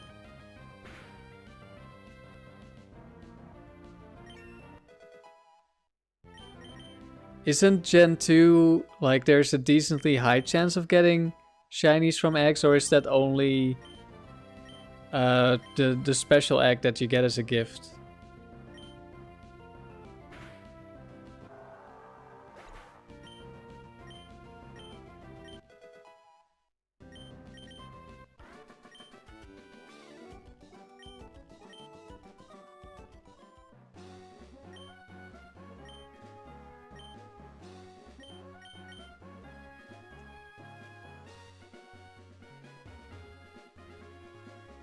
You found a shiny Entei in Crystal when you were grinding for TMs?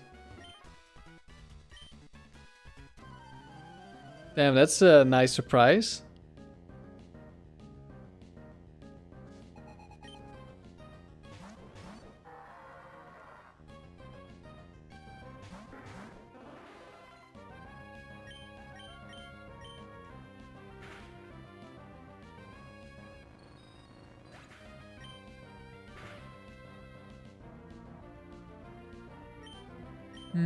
Let's see, do I have pickup open somewhere? No, I think that got closed somewhere. Pickup. Also, I should remember to do another save.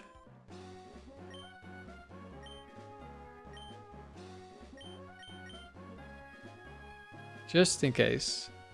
Oh, that was the wrong button.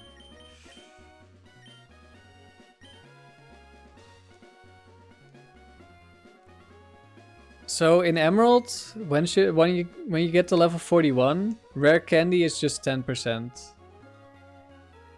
Until level 100, it doesn't change. But in Fire Red Leaf Green, it's 5% the whole time. And let's see, what's PP up? That's also 5%. So mainly it's the PP up that is good in... Wait, I don't need to keep going back and forth. I'm not hatching eggs. So PP up is the best in Fire Red Leaf Green. And for Ruby Sapphire, it's just 10% rare candy all time. And PP up is 4% the whole time.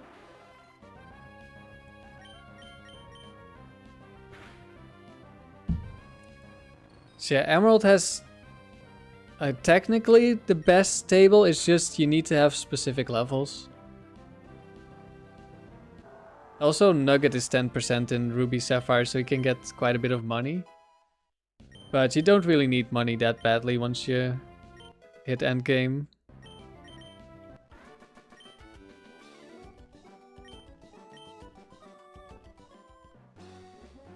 There's a Pokemon Crystal Ditto egg glitch. Makes you shiny 1 in 64 eggs.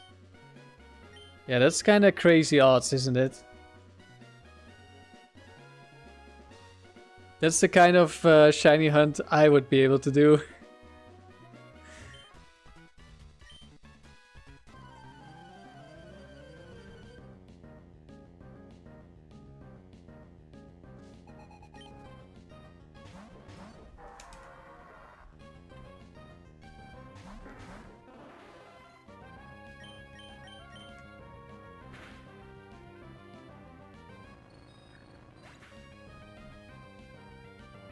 KT, you had pretty bad luck in Ruby last night.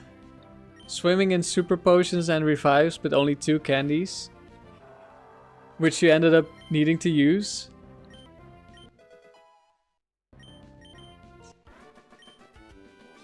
Yeah, sometimes you get blessed and sometimes you just don't. Like, I was training Articuno, EV training in Fire Red Leaf Green, and I got like 5 hidden power TMs. From just that one EV grind.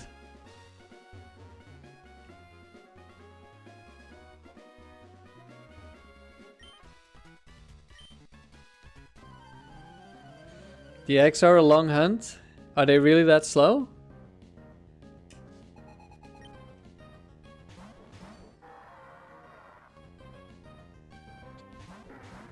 I mean, I guess hatching takes a while, but if it's 1 in 64, it shouldn't take that long. It sounds like to me, but I have no experience with it, so I could be completely wrong.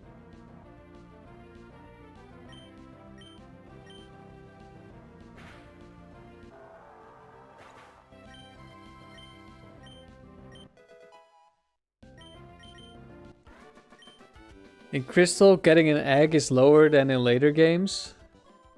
4 to 31%. Ah. Took you weeks to get your team. I mean, I don't know if that's long or not, because if I would have to get an entire team of shinies, that would probably also take me weeks.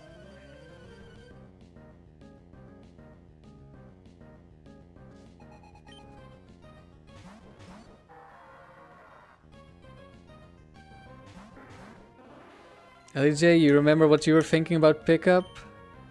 Rare candy should technically be higher odds between 21 and 40? Why? Because it's only 4% in the chart.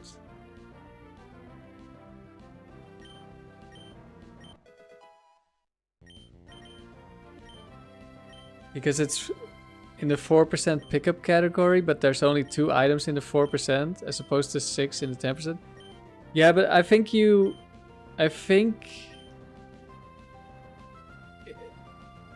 it's like every item that in the category has 10%. It's not 10% to pick the category, and then it's spread out over all those items. I think that is how it works. But I get what you're saying. But I think that's not how it works. Because let's see, there's one item in 30%, like the whole table should add to 100. So there's one 30%, and there's 6 10%, which is 90. Then there's 2 4%, that's 98, and there's 2 1%, which is 100% total. So I think it is still only 4%. But I get what you mean, like if it works like that, then it is correct. Then it would be a higher chance.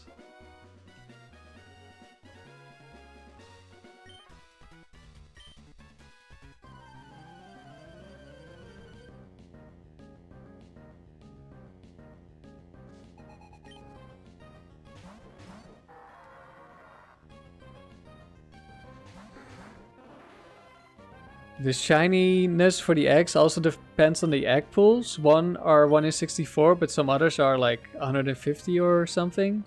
Okay, interesting. You thought you were cooking on the pickup table, LEJ? Unfortunately, not.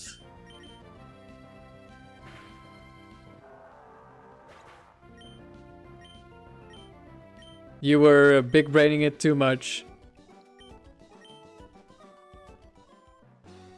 If it works the way I think, wouldn't it trigger every battle since it's 100%? No, so how it works is like pickup has, I think, a 10% chance of activating. And then when you get the 10%, then you look at the chart. And it's like you have a 100% chance to get an item, but you first need to get the 10% chance to activate it.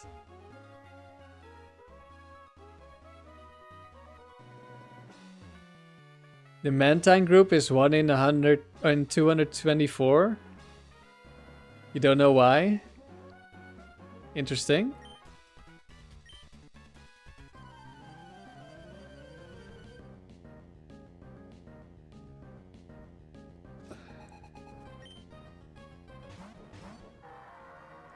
Oh, apparently in Generation 8, Pokemon with pickup can find items even in the battle tower. That is interesting.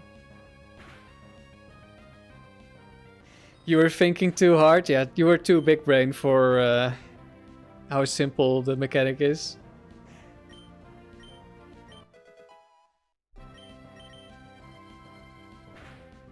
Alright, I think it's just 2 more levels.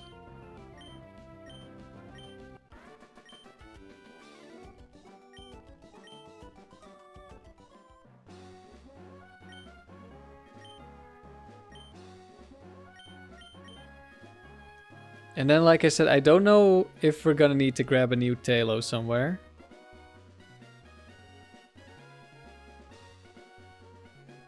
Because I don't remember if we caught one. We did encounter a couple in one stream when we unlocked Surf. So I'm gonna assume I caught one. I don't know if it's female.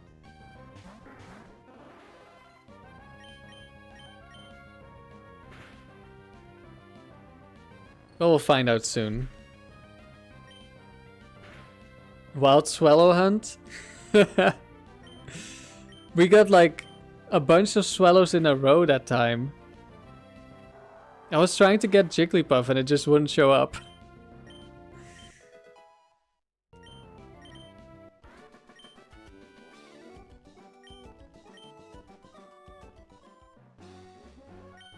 Okay, I think it's one more level.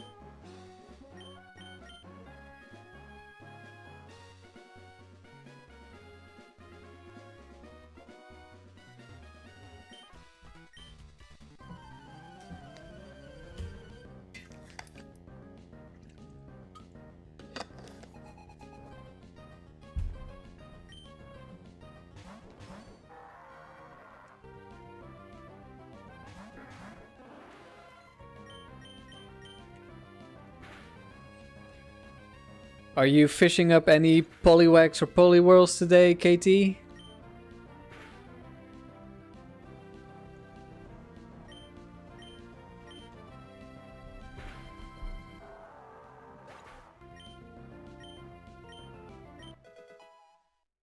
$25, okay. I think this is it. We're evolving. I need to not cancel this.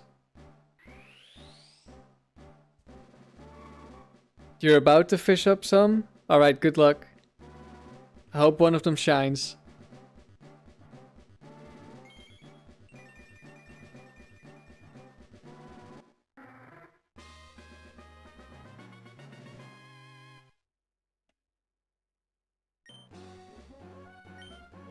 Trying to learn Protect. Alright, let's actually learn Protect then.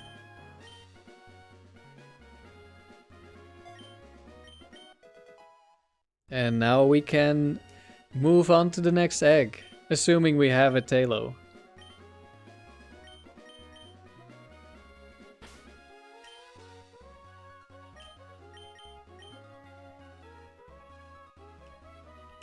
Let me... There we go.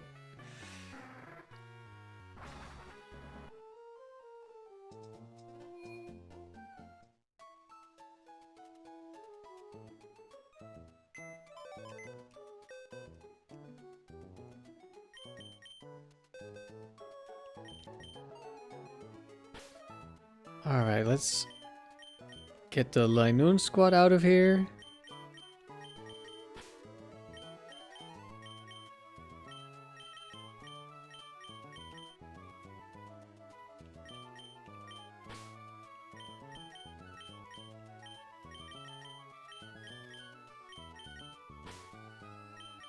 We're running out of space. I'm not gonna have enough to put all the parents in here. So I guess probably don't need them, but... Okay, let's see if we can find a Talo. Okay, and it's male. Is that the only one? I guess that one was in the playthrough. Maybe I didn't catch others. Probably didn't then. Okay, we're gonna need to catch a Talo. I think we have a... No, it's a female. Cute charm, okay.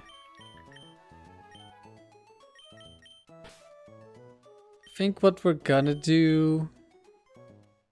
Oh, I need to take off the XP share as well.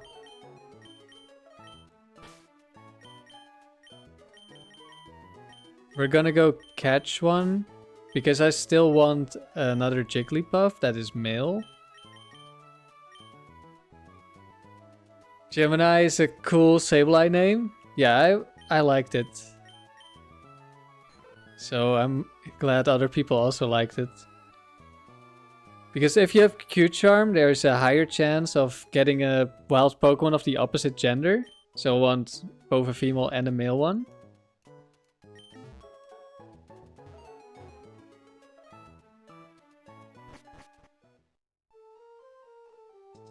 You're a Gemini and you love Sableye. Well, that works out well then. Oh, my turbo's on. Is it still on? I don't know.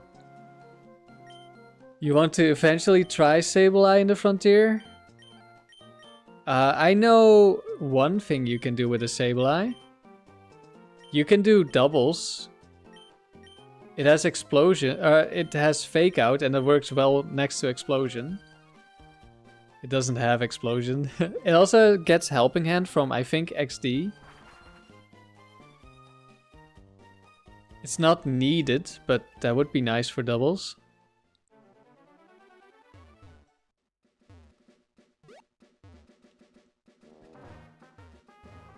Yeah, having a Pokemon with Fake Out next to an Explosion Pokemon in the lead, that's pretty strong. There's like an almost 300 win streak. Like they got slightly higher than I got.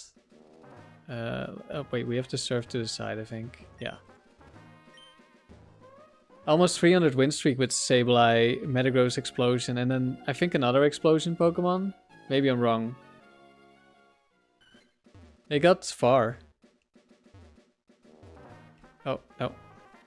Oh, I hear the Tailo already. I should have brought Sweet Scent. Guess I'm just dumb. But we can run around. Maybe you'll try that sometime? Well, let me know how it goes.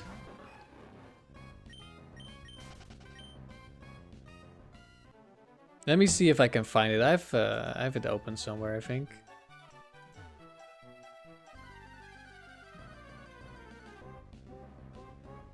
There's a Tailo. We need female. Yes. Let's see. Tower doubles. Yeah, they got 297 wins. Metagross Sableye lead. And Lapras Latios in the back. I wonder if it's probably like a perish song. Like you explode on the first two Pokemon and then you perish song. I assume that's the plan.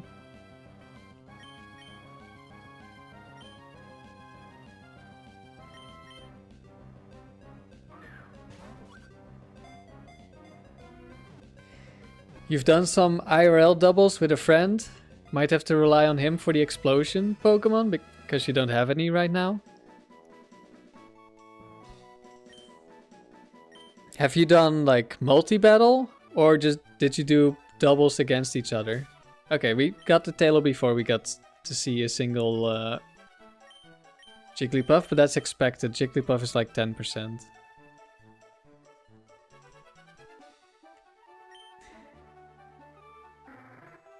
Because I'm really interested in multi-battle, which is why I got a second copy of Emerald so I can try it. Yes, you did multi-battle? Cool. I think Explosion is gonna be less good in multi-battle because of how the switching works.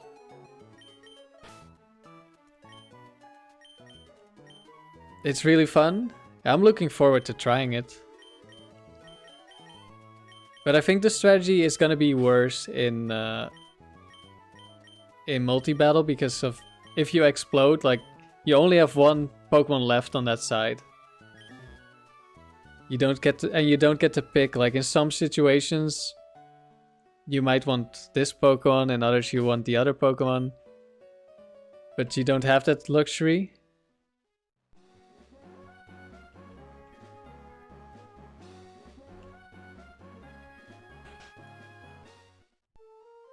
But if you're going multi-battle, then you would want a different strategy anyway than Perish Song. Or Paralyzed Tailo.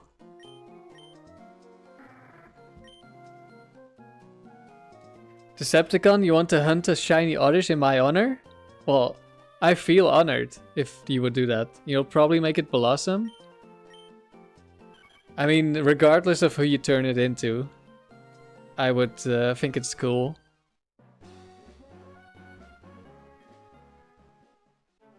Do you have any plans for a team you might want it on? Or you're just randomly hunting it? Is it just Gen 3? Or a different generation?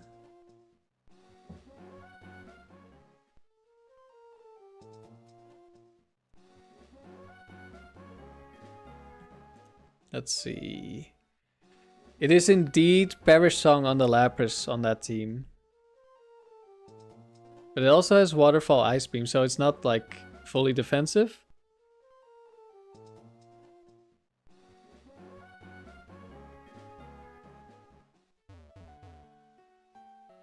I'm just gonna look up something.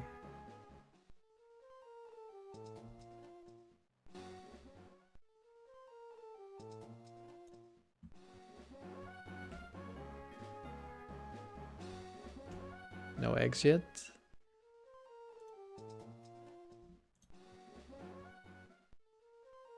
Waterfall? Yeah, because it's doubles, and Surf is just bad in doubles. You want the damage, but you don't want to miss, so you don't use Hydro Pump. I've run Waterfall before in doubles. It doesn't do anything. It's just not spread. There we go, we get an egg.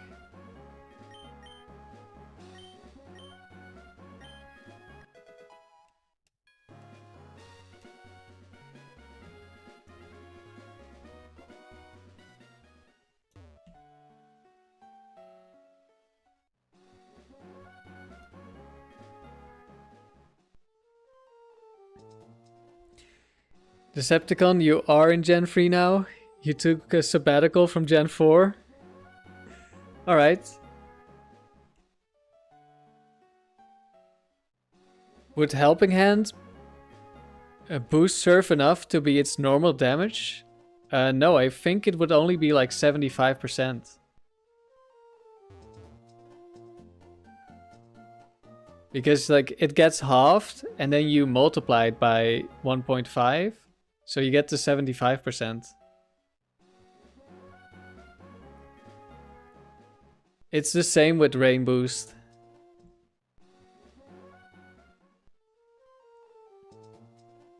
Which is why I was very underwhelmed by trying out Rain with double Surf. I think I should maybe try Rain with like a different lead, like something like Zapdos Thunder. Probably Ludicolo with Fake Out. Zapdos sets up Rain. And then next turn you Thunder and Surf is just there to like weaken Pokemon or finish them off. That sounds okay. But like the first turn you're basically doing nothing and one of the Pokemon is gonna get an attack off for free. Potentially two if you Fake Out into Bright Powder.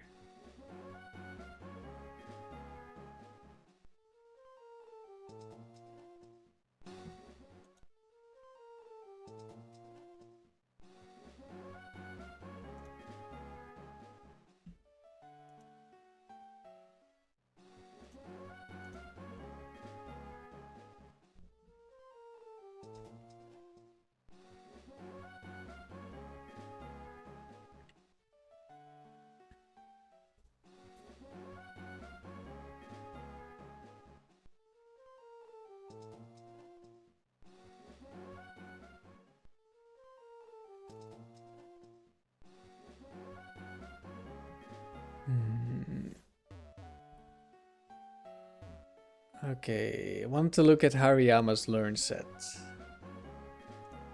But we now know we can use the Brick Break TM. Because I should be able to get another one in the Trainer Hill.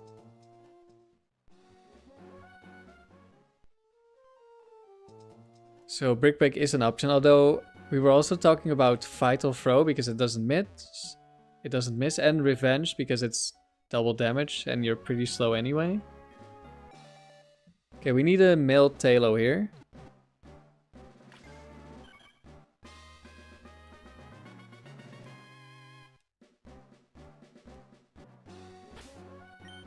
And we get female Talo. Alright, we'll have to wait for another egg.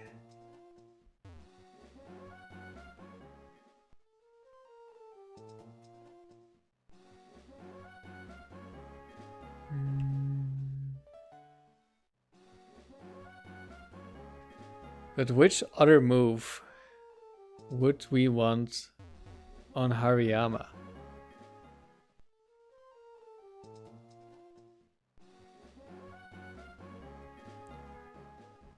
I think counter only comes from like Hitmonchan and Hitmontop, I'm pretty sure. Which is unfortunate because we don't have access to those on only Emeralds.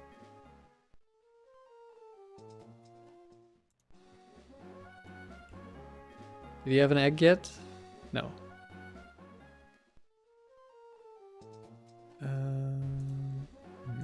Hariyama. Yeah, counter is Hitmonchan, Hitmontop.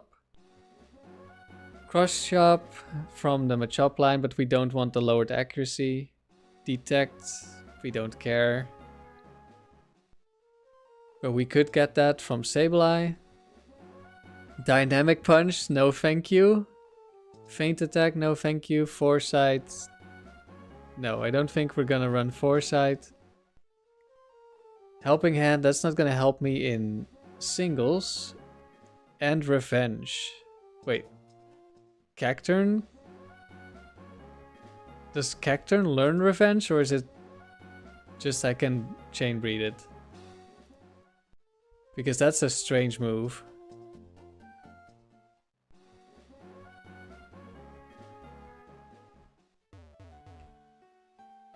Oh, it's actually level 1 move, but it's Fire Red, Leaf Green. Okay. We wouldn't be able to get that anyway. Same for Destiny Bond. We can only get that Fire Red, Leaf Green. Although we can probably breed for it. Can't you buy counter in the Frontier? Can you? Let me check. Move tutors.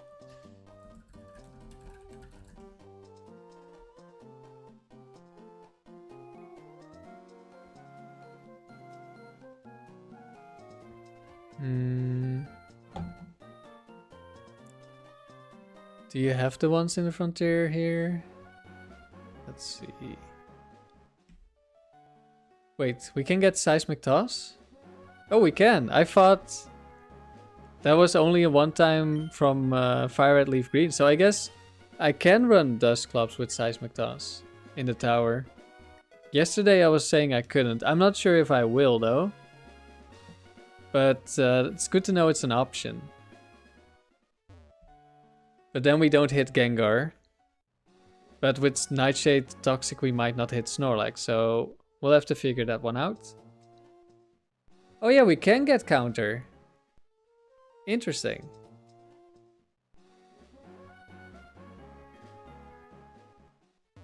I didn't know we got counter. You were right, KT. Thank you for letting me know.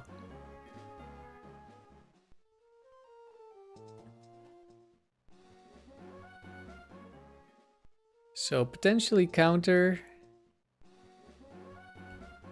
I don't know how good counter would be. I just think it's a cool move that I want to try at some point. Hariyama is the knockoff goat. Yeah, but unfortunately in the tower there, knockoff is only really valuable on specific teams. Well, already another egg?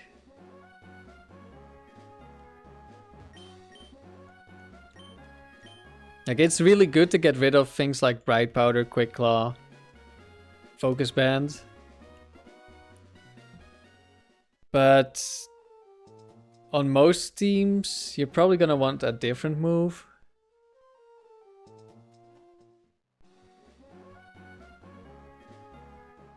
Counter Focus Punch is a funny Hariyama set for ADV? Really? Interesting.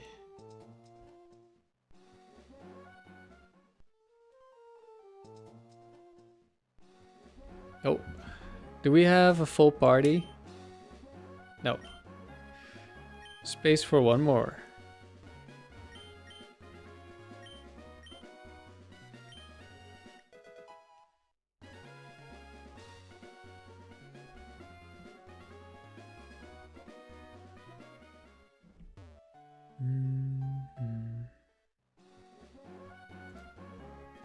Alright, where was Hariyama? There it is. So counter is an option. Let's put it on the potential move list. Counter? Question mark. Revenge? Question mark.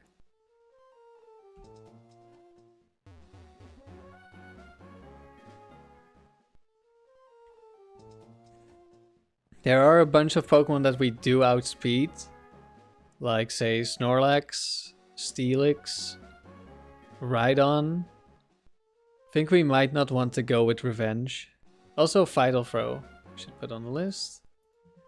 It's probably gonna be Vital Throw / Brick Break. Vital Throw is also negative priority. Okay, now we're gonna need to make some space. But Vital Throw is also perfect accuracy, which will be nice for Blissey, Umbreon, Snorlax with Double Team.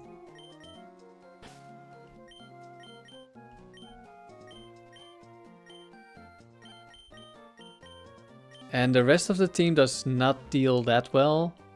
Well, I guess Fortress deals pretty well with those. Except Immunity Snorlax.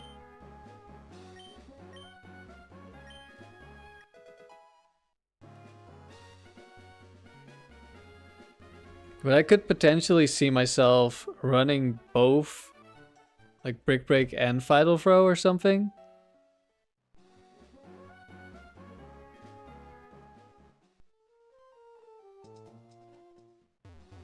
I might run Rest.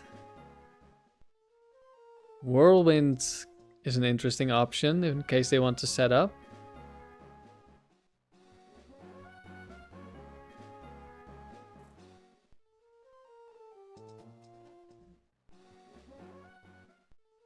I mean, I guess I have Destiny Bond to counter setup. Oh, hello controller, please just go left and not down.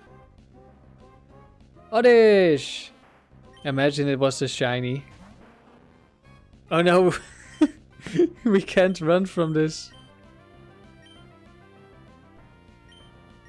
Alright, epic battle between Slugma and Oddish. Let's go.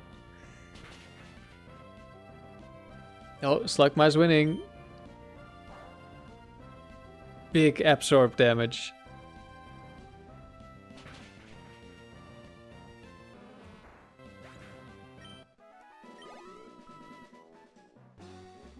Alright, we're free.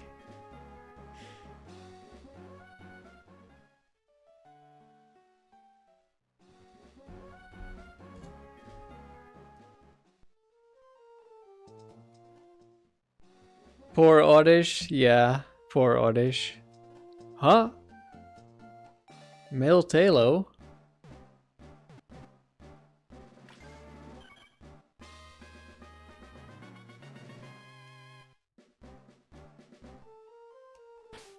Is he a boy? Nope. Another female Talo, of course. Well, it's only the second one. And we got some decent luck earlier.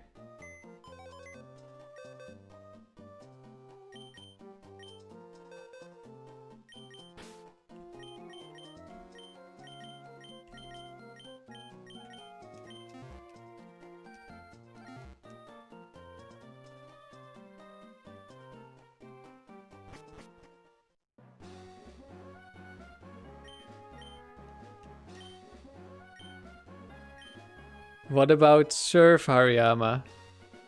It even gets Rain Dance. Oh, it gets Sunny Day too. Any of the other ones? No. That's it.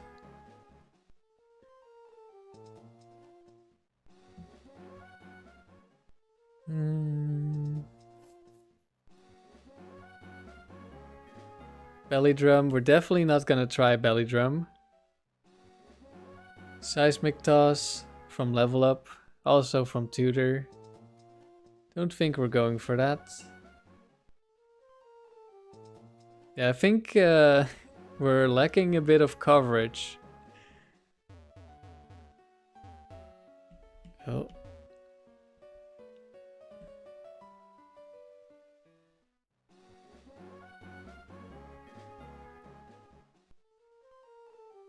Could go earthquake.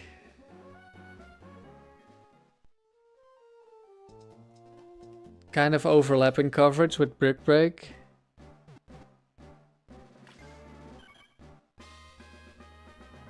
If I can get rock tomb from somewhere, that might be. I don't like inaccurate moves. Oh, we got the mail. You've got mail.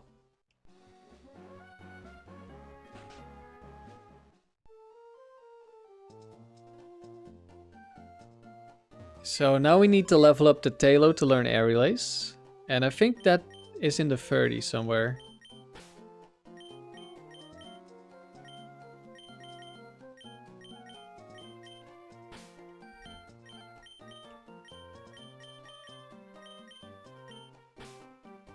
I'll hatch these eggs off stream sometime probably. I want to make some progress here.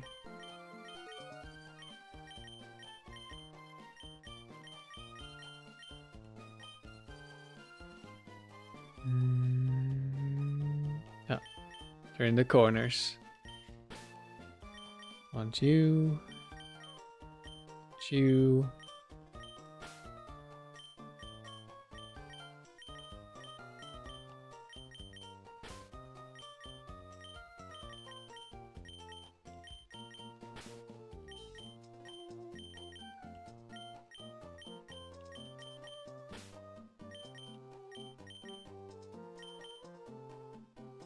Oh wait, guess this works.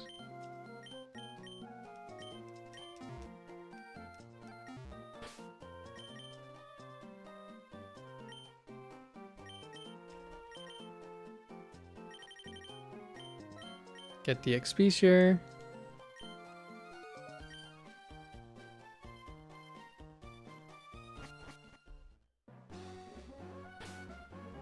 And we're back to grinding. And we're still not strong enough for Starmie to solo carry.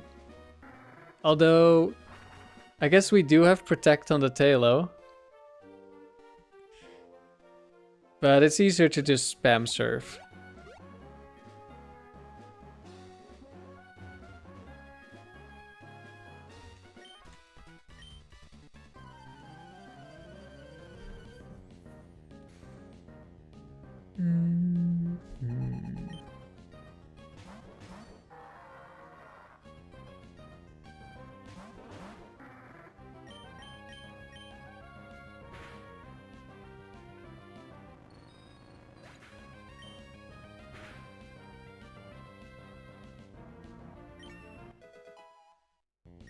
Level up for the Starmie, that's good. Closer to soloing with just Starmie.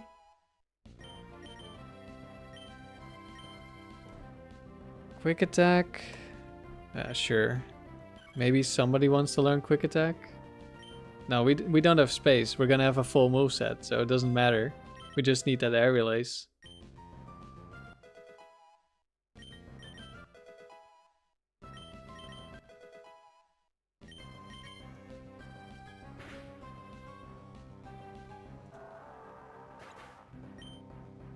You can't wait for 69? It's gonna take a while.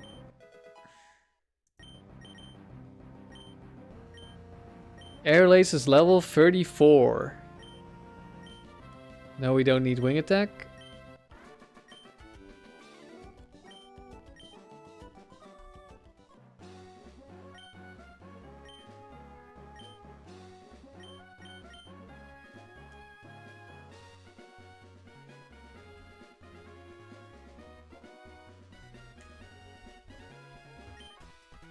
I think after we're done with Skarmory, we're gonna go hunt some dittos.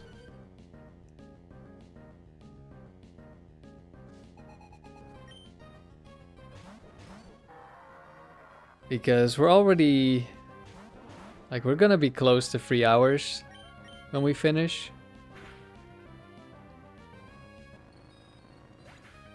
So I don't want to start something new. I guess we could go and catch up Pineco.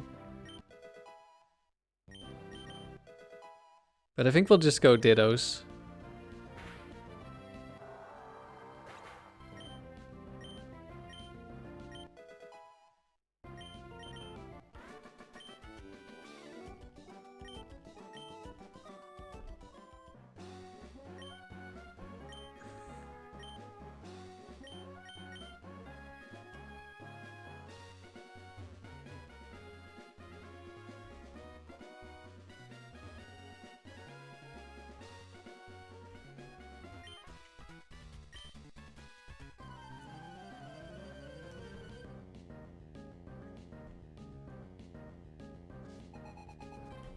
Endeavor is also an interesting move that Talo gets. I haven't used that yet in the Frontier. But it might be worth looking into at some point.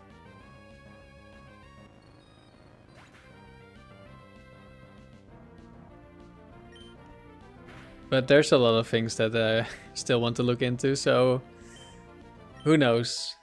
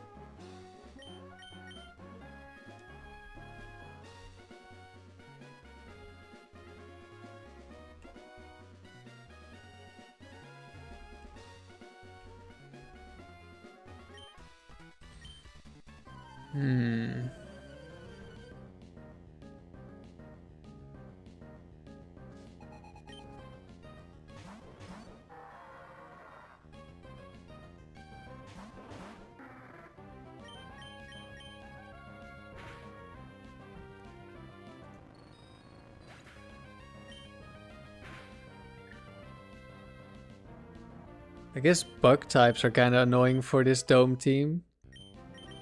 But bug types also aren't the strongest. Yes, stop learning double team, thank you.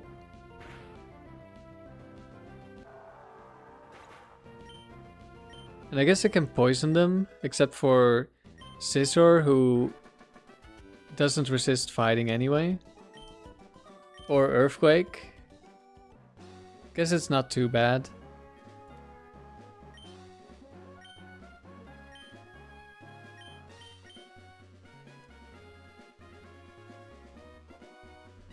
And Heracross, I don't like having to risk Bright Powder or Focus Band with Gardevoir, but we'll be fine. We only have to win 10 rounds.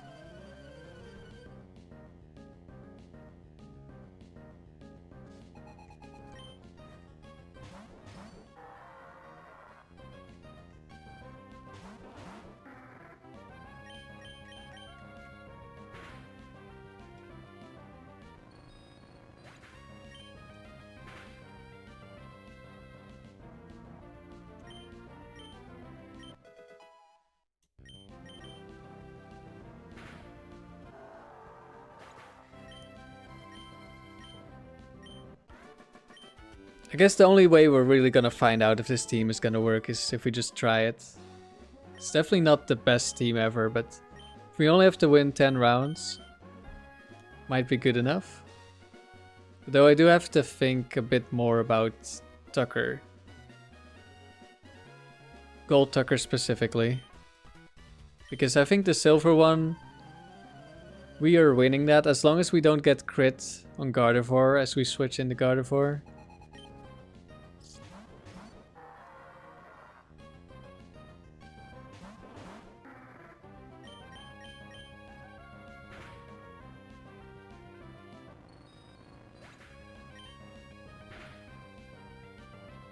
But Gold Tucker, we have to watch out for Metagross and Latias. And I can take down one of them with Destiny Bond. But if it's not Swampert Lead, then I have to take down both of them.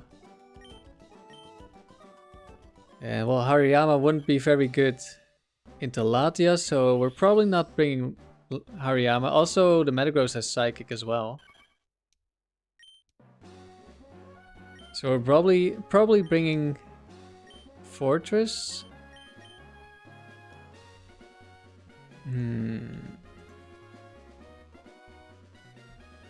No clone glitch for the level grinding?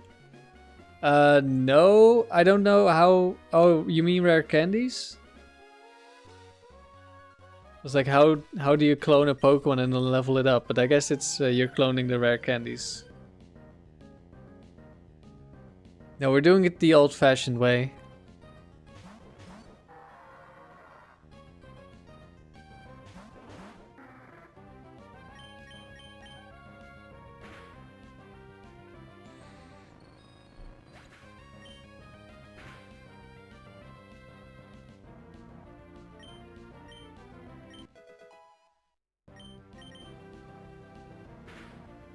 Maybe in the future. We'll see.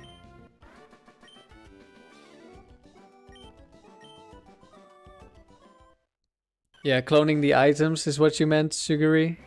Yeah. I've never cloned in Emerald. Or any Gen 3 game, really. I did used to clone Pokemon in Gen 2.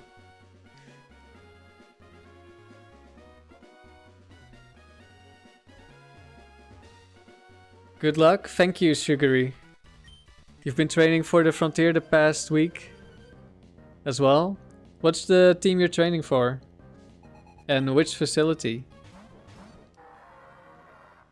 Or is it like one team for the whole Frontier?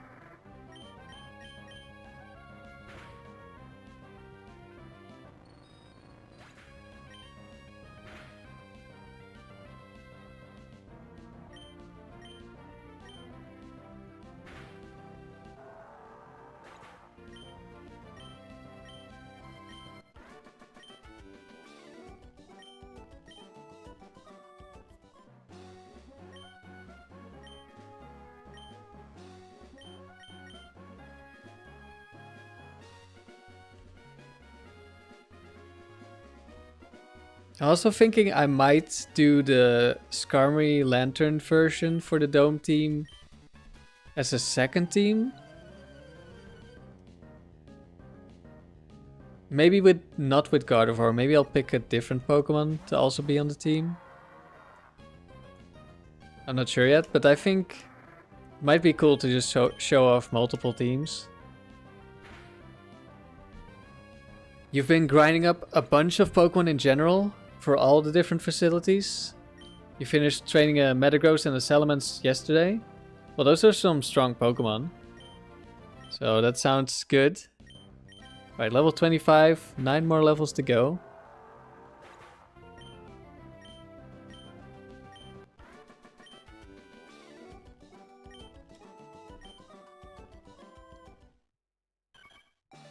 I'm a bit of a Metagross hater myself, because I think Meteor Mash or Meteor Miss is a terrible move. But I used one with Shadow Ball, Earthquake, Explosion, and Endure on a very offensive singles tower team, and that worked pretty well.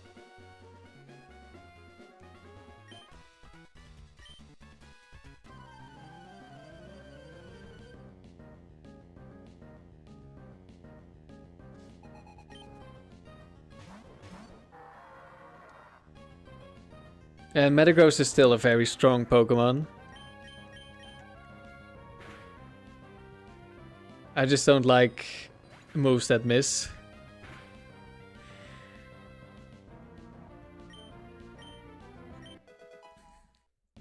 And Salamence definitely has a lot of potential. There's the Endeavor, which we're not gonna get this time. Maybe in the future. Salamence is a good Pokemon, but I don't like Pokemon that invite ice moves, because you're gonna get frozen eventually. I've used it to get over 100 wins, with it being a setup sweeper, and I had like a team dedicated to weakening the first Pokemon.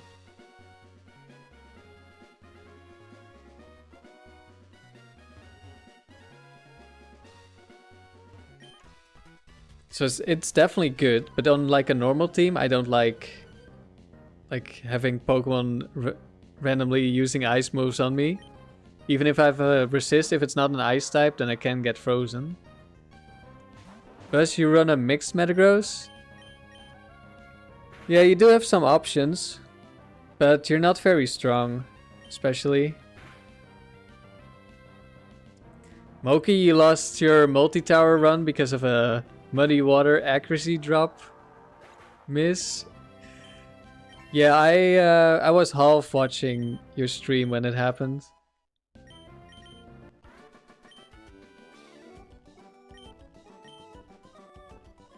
Multi-battle with AI allies is tough. Although I haven't touched it in a little bit, but I have a decent run.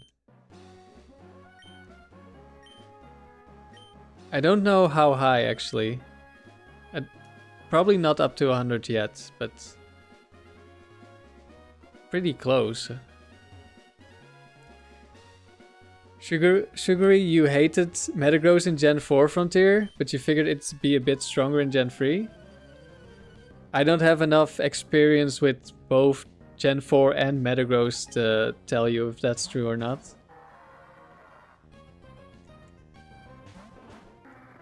But also that loss was your fault.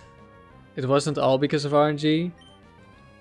Yeah, that's what frustrates me more when I lose, when I make mistakes. Like if I lose to RNG, that's whatever. As long as I made like the optimal plays, or I played as best as I can. That's also why I was a bit like I lost the streak with Tangela last week, I think it was. Last weekend. And I could have played that better, I think, although I'm not completely sure. I mean, if I would have just won if I attacked twice with Tauros instead of switching out. But if it was Bright Powder, then I could have lost to that, so I'm not completely sure what the optimal play was. You weren't used to having a flying partner from the AI? Ah, so you didn't just Earthquake.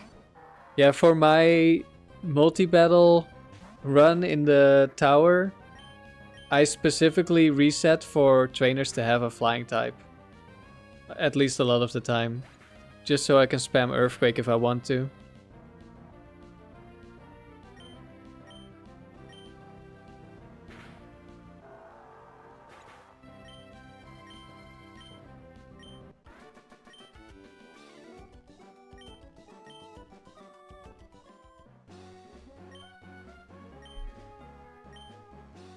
Don't remember how long my streak is. I wanted to make that into a video, but I haven't gotten around to doing that, I guess.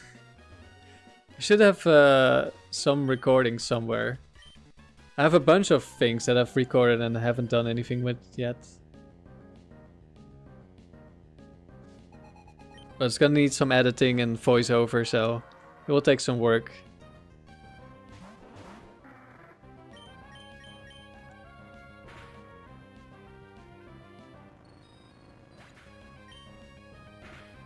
You got Latios and Glaceon when you restarted? Damn. I mean, the trainers you get in Gen 4 are kind of stacked, aren't they? They get some really good Pokemon.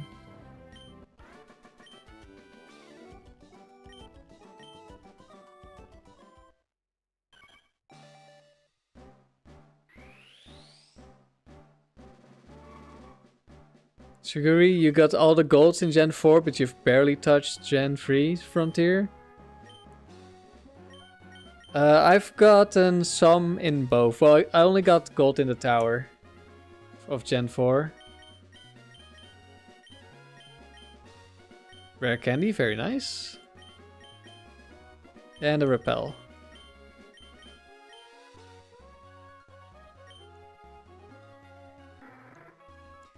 Moki, you want to try and do it without resetting for better partners? Yeah, that's fair.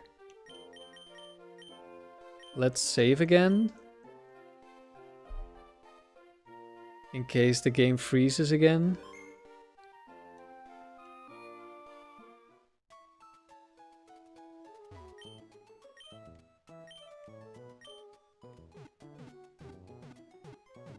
I've just mainly been focused on the tower and a little bit of dome. Rather than getting all the golds, which originally was what I was doing. I just got distracted by the tower.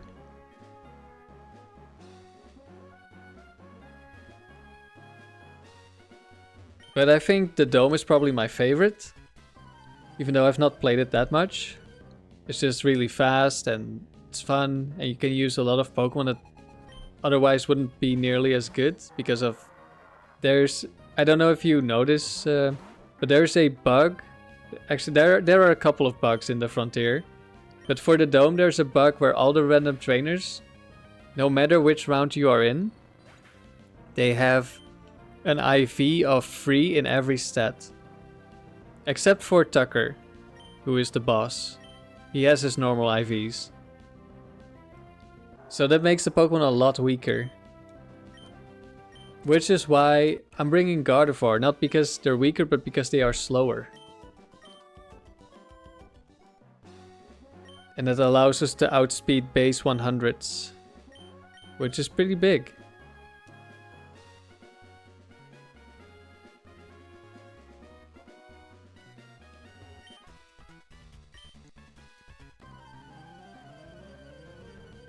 And I feel like Gardevoir is one of those Pokemon that's like an iconic Gen 3 Pokemon. So I really want to use it. Moki, you've never done the Dome. How does it work again? It's like a bracket with 16 trainers. And like depending on the base stats of your Pokemon, you get a seed. And that determines who is where in the bracket.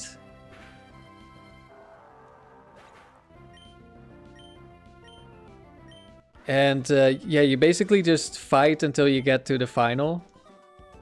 And in rounds 5 and rounds 10, well, every 5 rounds, the person on the opposite side of the bracket is always going to be the Tucker, the Dome Ace.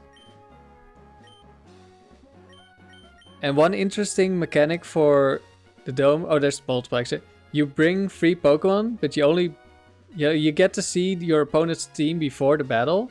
And then you get to bring 2 of your Pokemon to counter their Pokemon. And they also bring 2. So there's a lot of decision making, but because you only have 2 Pokemon on each team, it's also very fast.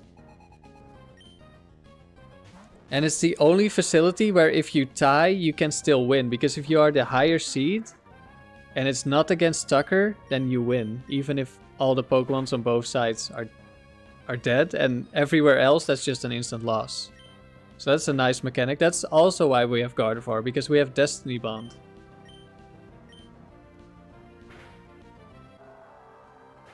Suguri, your favorite facility is the tower as well, but you've only really played it in Gen 4. You got a 260 streak in doubles in Gen 4? Nice, that's a very long streak. What strategy did you use? Was it one of those trick room strategies, or was it like a different one? My best streak is also in doubles in the tower. I got 289 in Emerald. And my goal is to get at least 300 on the cartridge. On this save file, eventually.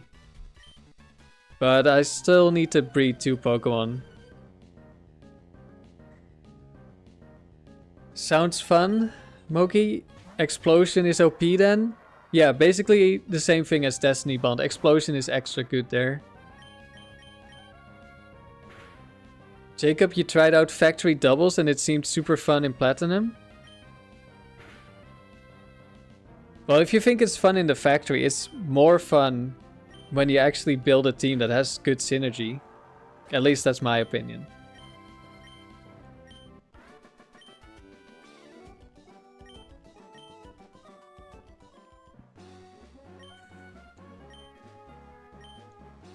every gen where explosion halves defense is broken.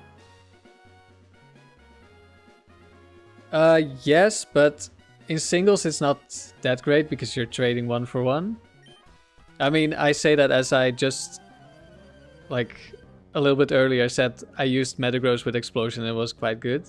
I mean, it is still good in singles, depending on the team and your strategy. If you can, like, take out one and explode on the next, that's obviously good. But in doubles, it's really insane. Unfortunately, Bright Powder and Focus Band exist. And those make explosion kind of risky. But at least only one Pokemon can have those items. I guess you could be up against Lead, Bright Powder, Focus Band, you explode turn 1 and they both live. That would be that would be unfortunate.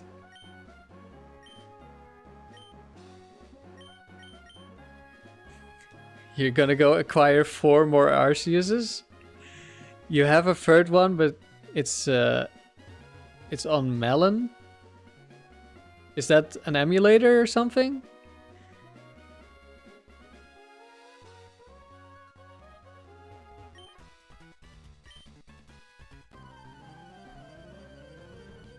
All the Arceuses with different plates just seems super cool. Sugary, your doubles team was Gengar, Metagross, Lead. So probably Explosion, I would expect then. Zapdos, Garchomp in the back. Is that Disquake? Sash, Gengar with D-Bond. Metagross had Explosion.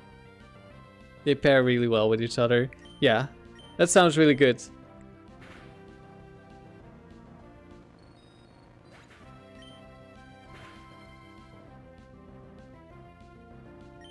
Melon DS is an Android emulator. Okay. Yeah, I'm not too familiar with the emulators. Zapdos Garchomp is the classic duo. Discharge, Earthquake. Yep, that's what I was expecting. It's a very basic combination, but that's also part of the fun for doubles. Like, something super basic, like you just explode and you spam powerful spread moves. Like, it's really simple, but it just works quite well. Like, yeah, you won't get the infinite win streak, but a couple hundred, very possible. My Gen 3 doubles team is pretty much the same. It's just I have a Swampert with Choice Band Earthquake, and I have 3 ground immunes, and that's the plan. Just Earthquake. And if it's like grass types, then the entire team is built to deal with grass types. The rest of the team. And also with flyers and ground immunes. Very simple strategy, but pretty strong. Also probably not the best strategy, but it's pretty good. Can definitely get to 300 with it, so I'm definitely gonna try. I already have the Zapdos and the Articuno.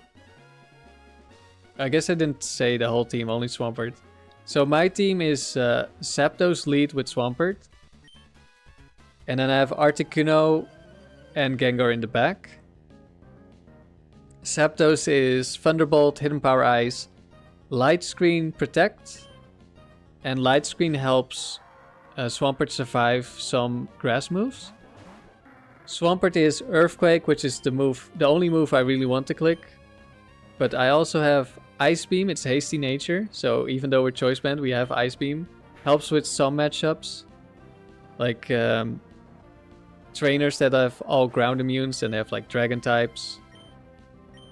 Also helps with Aerodactyl Lead, which is dangerous for me. Because there's a Choice Band Aerodactyl that outspeeds and one-shots my Zapdos.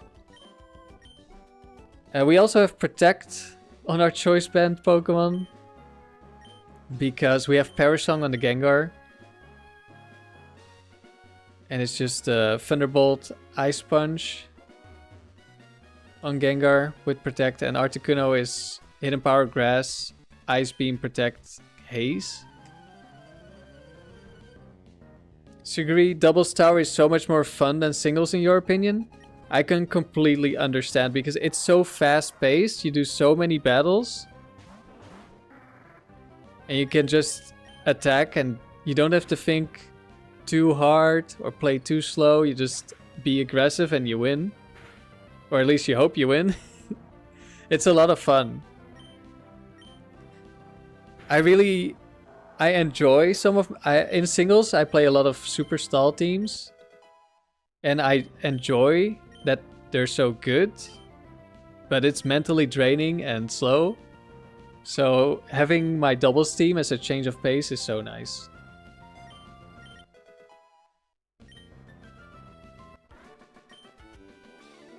Decepticon, you got a shiny Arceus from the void.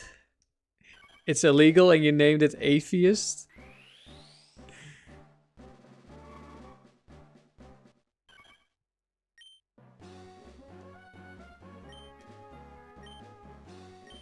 Moki, you agree that doubles is fun? You had fun with the Trick Room explosion in Gen 4? Alright, you were using like super low level Smeargle, right? Yeah, I've used level 2 Togekiss. There's a ground immunity. Alright, we finally got the 34. So now we can go breed with Skarmory.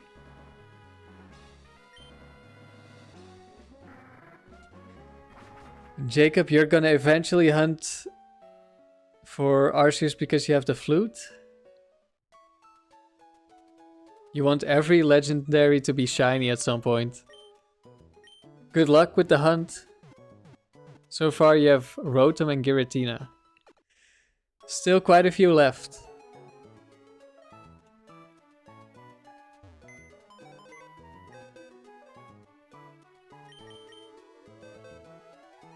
Alright, I'm pretty sure we have a female Skarmory somewhere.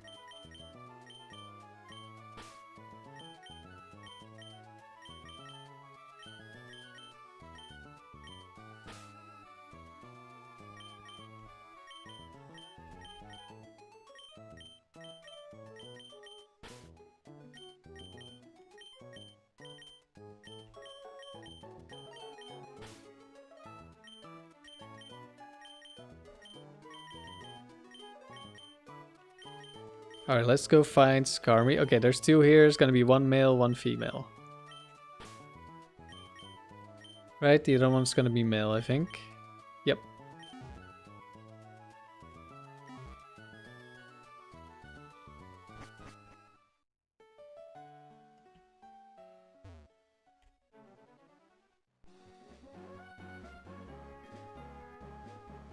Wait. Did I not take the Pokemon out? Guess not. Oh, you have another egg.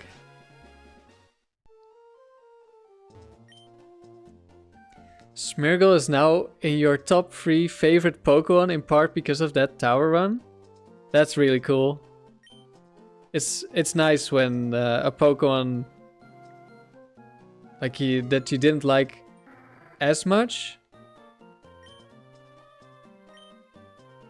that you use them and they become one of your favorites. Like I think for me that has been Dusclops and of course Tangela. Everyone hates your boy and it's deserved. Smeargle deserves the hate. Poor thing, but it deserves it.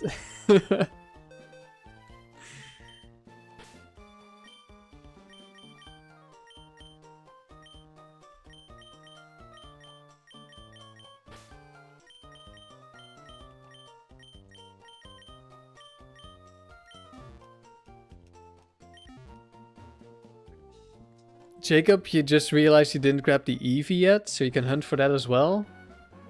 But you'd rather Poké Radar in the mansion? Yeah, that sounds like it would be easier. Or at least faster, I guess.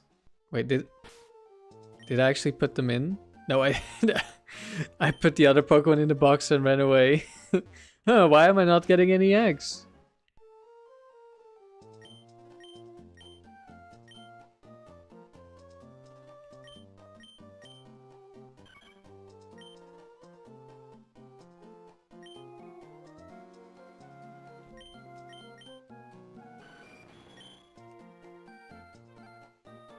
Sugary, you didn't really care for Gengar until your tower run? Well, it's cool that you got to like it now. A lot of people really like Gengar, so interesting that you didn't really like it and then you started using it. I was using Frostlass in Battle Revolution on an all ice team with Hail. Hail Setter, Abomasnow, of course. Just spamming Blizzard, and now it's one of my favorites for Gen 4. Because in 3D, I think it looks really good.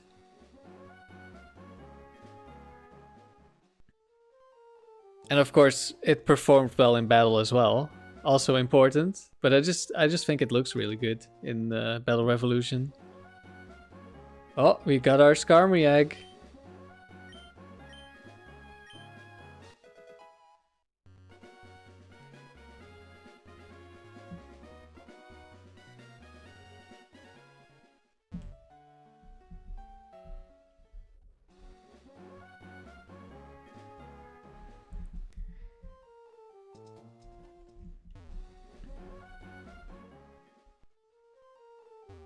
You know what's a Pokemon that I want to use, but it's probably gonna be horrible? It's Macargo. Because you get Flame Body, so switching into like a physical attack and they get burned, that would be so good, but you're a Macargo, you're so bad.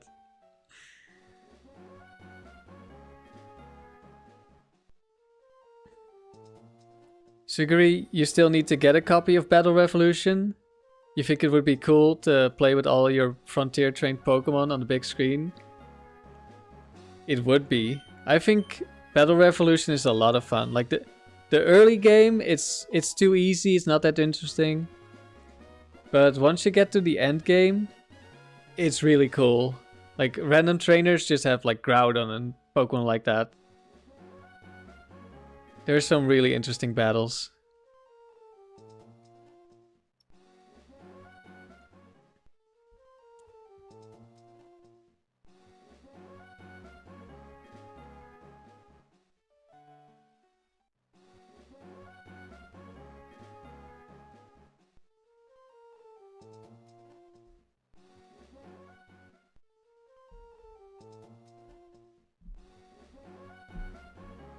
I think Battle Revolution also isn't that expensive. At least it isn't over here. So it's one of those Pokemon games that you can really get an original copy of and not worry too much.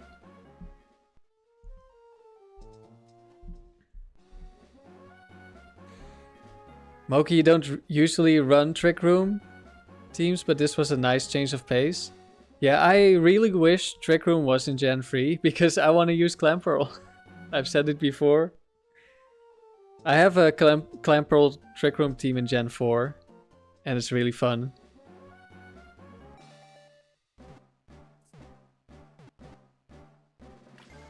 Sugary, you'll probably get Battle Revolution eventually because it is still affordable. Yeah.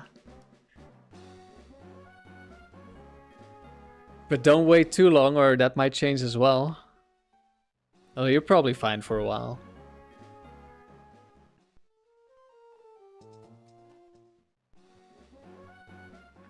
Yeah, the mainline games are too much. You have to use a flashcard to play Emerald on real hardware. Yeah, you're not the only one I've heard say that. I got pretty fortunate. I recently got a second copy of Emerald. And it's not that it was cheap, but it came with a modded GBA. And I spent like 180 euros, so then it's not that expensive. I mean, it's still expensive, but getting Emerald and a modded GBA for that price, And I know, like, if you're over in North America, that's gonna be, like, ridiculous.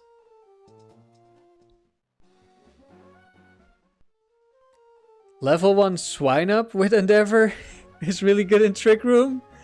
I had not considered Swine Up, I'll be honest.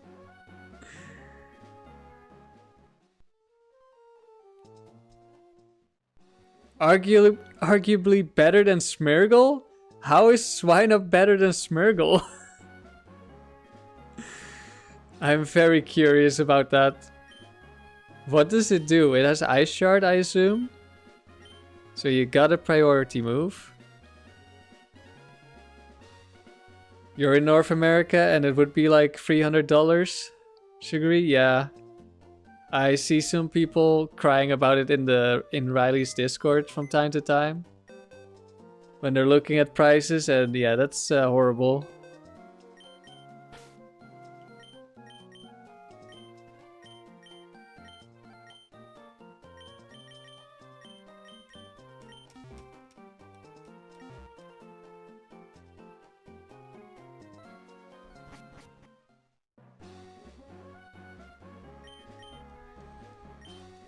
Swine Up doesn't lose to sand and ice. Oh, yeah, that's true. Yeah, I guess it is just better. Except that you don't have Spore. And it does get Ice Shard. Yeah, that sounds pretty good, actually. I'll probably forget, but when I get to Gen 4, I would have to look into that.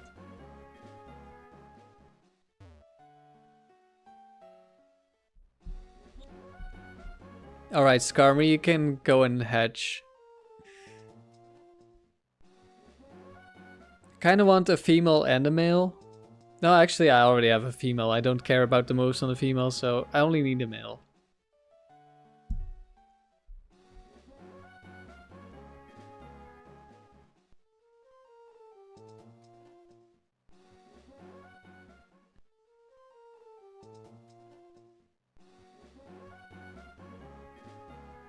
Sugary, you're fortunate enough that you still have most of your Gen 4 games, except Platinum. And you still have Leaf Green as well, but you can't really buy anything else without paying the price of a new house. Yeah. I am fortunate that I didn't really sell games. So I still have a lot of them. But I didn't own all of them as a kid, so I'm still missing out on some. Okay, you didn't use Spore a lot? Fair enough. I guess Endeavor is like useful enough. If you just kill things, you don't need to put them to sleep. And you also don't risk Lumberry or Chestoberry.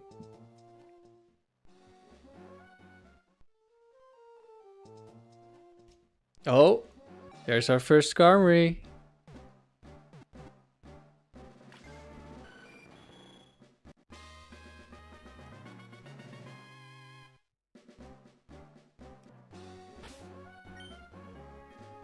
And it's a girl! But look at this, we have our entire moveset right here. Freshly hatched. And we don't need to add any moves.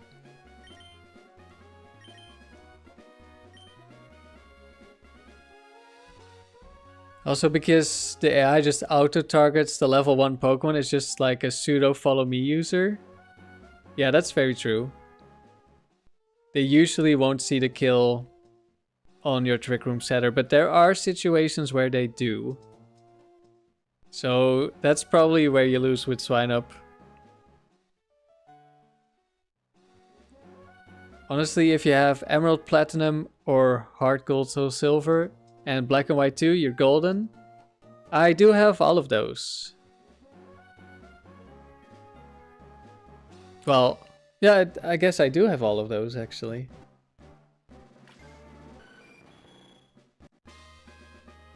She's beautiful? Yes.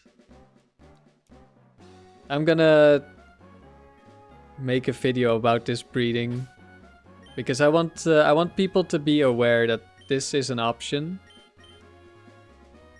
And we got another girl. I guess I should pick up the egg now. I can put some in the box.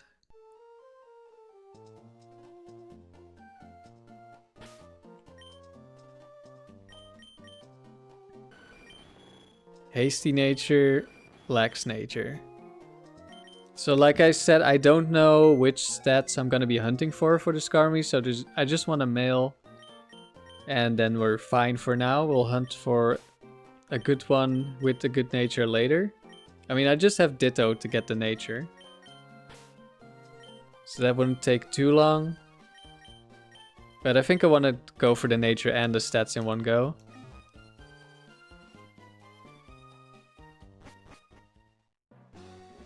Sigri, you used to breed like this, but these days you prefer RNG manips. You do have a couple of legit bred Pokemon with good IVs though. Yeah, I can understand. I have an Emerald file on my modded 3DS. And there I just edit the stats of my Pokemon so I don't do breeding. At least not most of the time. I did this breeding that I'm doing right here. I've done that on that file just as a test to make sure it works. And I've done some other breeding. But most of them are just generated or edited to save time. Your Garchomp in Diamond has 4 perfect IVs and it's awesome. Nice. Yeah, I'm gonna be breeding for some very good ones. I did RNG manip for a Zapdos and an Articuno for my doubles team. I already have those. That's the only RNG manipping I've done ever. Did we get a male? Yeah, we got one. Let's go.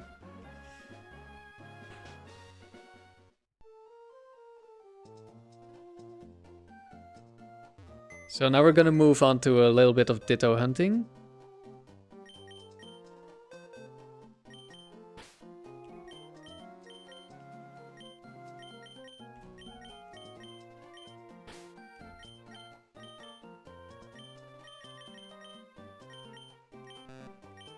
There we go.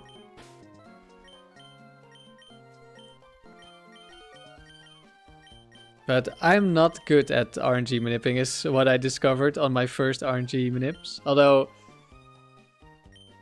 compared to hunting it normally, it was still infinitely faster.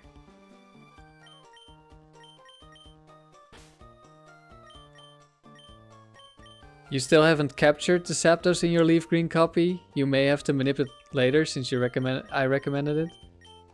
Yeah, it is. Zapdos is a really good Pokemon. So I would definitely recommend saving it. What am I doing? No, not you. This is what I'm doing. Ditto hunting. I guess Skarmy can stay in the party. Doesn't really matter. Oh, I need to go to a new box. Otherwise they're gonna be spread out again. I'm gonna keep one space. And we're gonna go here.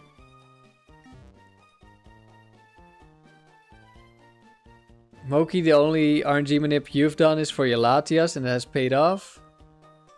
Yeah, having a super good Pokemon is... when it's one of those legendaries, it is insane. And KT, for you, the shimmy is the closest RNG manip you've done. Yeah, accidentally finding the shiny frame on stream and recreating it. That was fun. You tried the Emerald Egg trick, KT, but it was annoying and you gave up. Yeah, I'm gonna try to just breed legit for now. Who knows, maybe at some point I'll try RNG manip. Sagri, you're not exactly sure what Zapdos does in Gen 3 compared to Gen 4? No heat wave or discharge? Yeah, it's very different. For me, the Zapdos is just there because it one-shots a lot of things that Latios does not one-shot. Like things like, let's say, flyers like Charizard. It does really good damage to water types. Like it one-shots Starmie. Which I guess Latios, depending on the set, can do.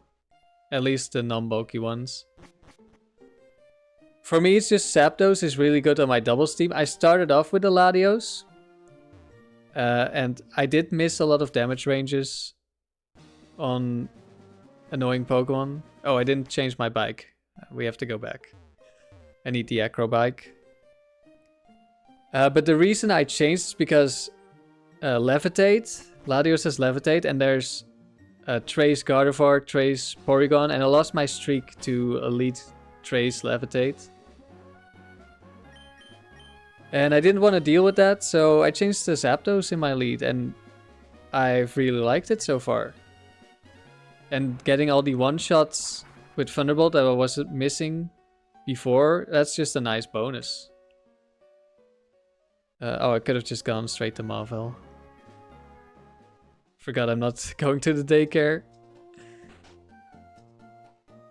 What level of Frontier do I do again? It depends. For doubles, I do either level 50 or level 60 with my team. But prefer level 50, because at level 50 you deal slightly more damage. You also take slightly more damage. But there are a bunch of damage rolls that are just a little bit better at level 50. And that's also why I go for level 60 over level 100, because the damage ranges at lower levels are just better. And for singles I go level 50 most of the time, because Tyranitar isn't there and it doesn't cancel my leftovers with sand. Which nature did I pick? So I was originally hunting for a hasty nature because I had Drill Peck just to kill like Breloom and Heracross. But I changed the light screen, so I got... and it was before I managed to find the Zapdos. I was already hunting for it, but I just couldn't find it. So I ended up with just a basic timid one. And also why I go level 60 is... At level 60, you speed tie Starmie, if you're max speed on the Zapdos, with a plus speed nature. And at level 100, and a bunch of other levels, you are 1 speed slower. So now I at least have a 50% chance that I will outspeed, instead of always being slower. Assuming it's max speed Starmie, because it's not always. But, oh wait, I have my turbo on. There we go. And also the bulky Starmies, they have like 1 or 2 damage rolls to live at level 50. But at level 100 it's like 2 or 3 maybe. Or 3 or 4 I mean. They have a little bit more chance, a bigger chance of living. Moki, you didn't even think about Trace in that scenario? That's funny? Well, it's funny until you have to deal with it. It's less funny. But yeah, I also didn't think about Trace at all. That's one of those things that you can only... That's one of the things you just experience when you try out the team. Alright, the Ditto hunt has begun.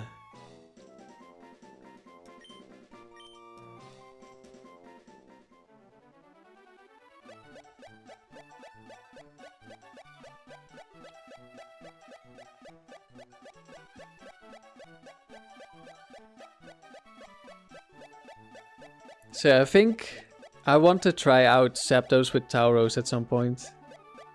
Even though Tauros has like moves beside Earthquake that it can lock into. So Trace Levitate wouldn't be as big of a deal. Like you just one-shot most of the Gardevoirs. Though not the super bulky ones.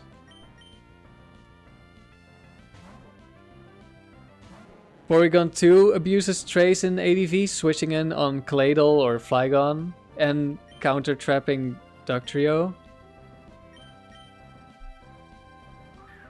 Yeah, Trace can be really annoying.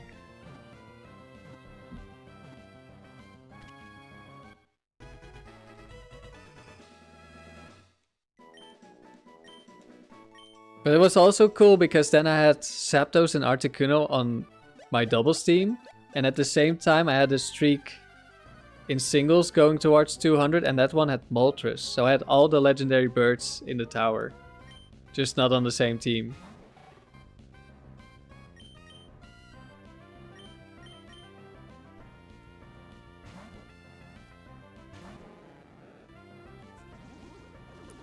So right now we're just catching a bunch of dittos because we want to find some that have perfect IVs. I already have all the natures because I caught 100 dittos before and I ended up getting at least one of each. I even got that bird at one point. Yeah, we even had Murkrow, and Murkrow should have gotten to 100 wins, but I misplayed really badly and lost at 94. I think what am I doing? At some point, I am going to bring Murkrow on cartridge, I think. Wait, we're not sweet scenting. What am I doing? Well, we still got one anyway.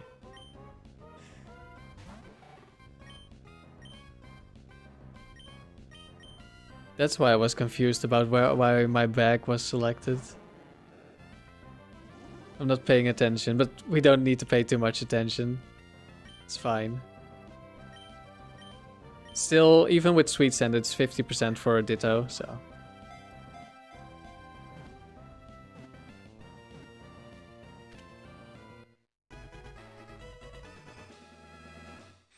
Actually, while we're doing this, let me check what is my streak in multi-battle in Emerald, because I'm curious. Did I get to 100 yet?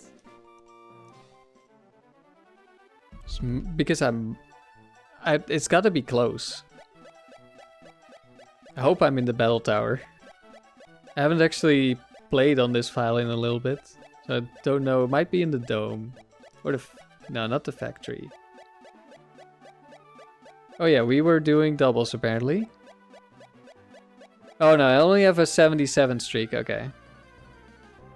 I thought I kept playing after this, but apparently not.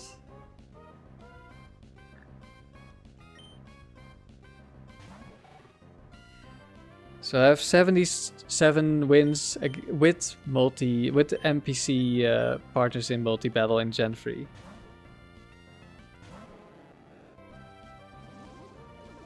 I think multi-battle with AI is definitely could be interesting stream content because the AI is so frustrating, but if you're watching it's gonna be funny. Have I ever tried the tower in Ruby Sapphire? You think just about any team can get 200 plus in that game? Suguri, I have not because I don't own either of those games. I am interested in trying it. But yeah, I have said before, I think it's gonna be very easy to get a good streak. Like multiple hundreds in Ruby Sapphire. But it's probably gonna be more difficult, or at least it's gonna be difficult, to get a super long streak. Because they randomly select their moves. So you don't know what's coming and you can't play based on what they should be doing. But I don't have actually any experience. So I don't know. I know like there's different sets. There's not the same Pokemon. You don't have to worry about things like Gengar. Which means like something like Seismic Toss Toxic is a lot better because there's no Gengar. So I'm definitely interested in building a team for Ruby Sapphire. I don't think it will be as interesting gameplay wise. But it is fascinating, and I think it's interesting that you can catch them if you know the roamer glitch. So I think what I would want to try to do is just build a really, probably a fast team that is fairly consistent, and build something like if people want to hunt for a Pokemon in the tower, either because they want a shiny or just they want one with good stats or a certain item, then they could like take my build and fly through the tower. Moki, that's how you feel about when you were streaming multi-battle? Yeah, I did stream in Discord. So I did have some people watching me suffer. It was quite a bit of fun. Twice the AI played stupid, cost your mon to die, and then it became OP and won the 2v4. Yeah, I saw that. That's also why Pharaoh is my hero. Oh, that one I did actually make a video about. That's why now we're always saying Pharaoh is the best Pokemon in the Battle Frontier. Sugary, you would like to try the Ruby Sapphire Tower Shiny Hunt one day? I'm not a Shiny Hunter myself, but last year I got 2 Shinies and they were both in the Battle Tower, but Emerald.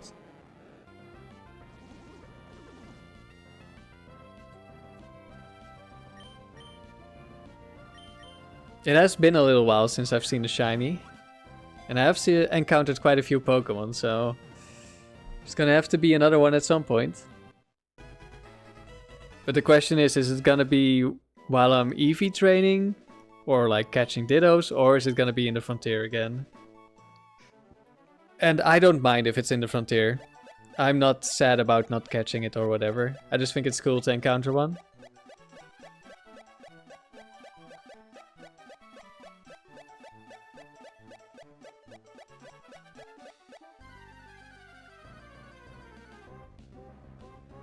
But yeah, previously I said, well, I already have so much to do in Gen 3, I'm not gonna get Ruby or Sapphire.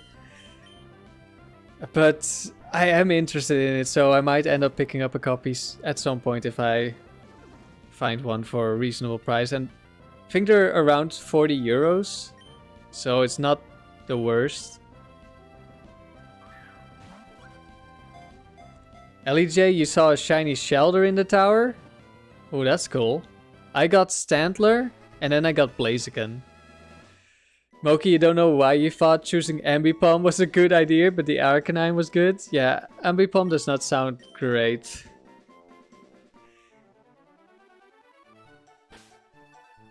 No, don't Sweet Scent. The Sweet Scent is for RNG, Peter. That must have been it. That one is gonna be the one with all perfect IVs. Sagri, your only experience with AI multis is in Gen 4, and that wasn't too bad. But getting to 49 in Platinum specifically took you way longer than usual. Yeah, and from what I've seen, the multi-battle partners in Platinum, they're pretty good in terms of Pokemon. In Emerald, that's not necessarily the case, but you can reset them, so it's not that bad. Japanese copies of Ruby Sapphire are super cheap, that's true.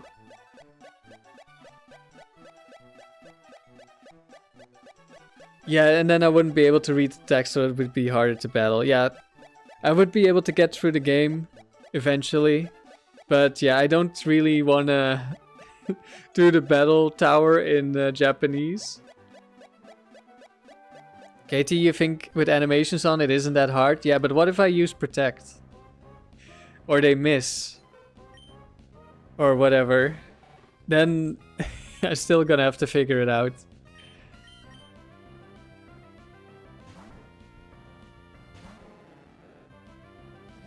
Ambipom just has a bad moveset. His attack and speed are really good. If only he had the moves to back it up. Yeah. That's an issue with a lot of partners in Emerald as well. A lot of them are completely useless. Or even detrimental. But yeah, if they have any like sort of setup move, they'll just spam it. Not knowing when you get a crit sucks. Yeah, but I feel like for a crit I would probably be able to feel that it's a crit. Like I probably have enough experience to tell, or at least I would get enough experience after a bunch of battles with whatever team I decide to use. So I think the crits wouldn't be too much of an issue.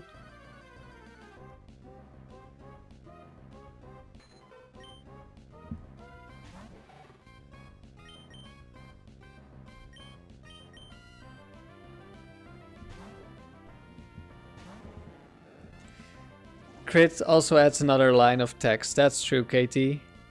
You would also be able to tell that way. If you're paying attention.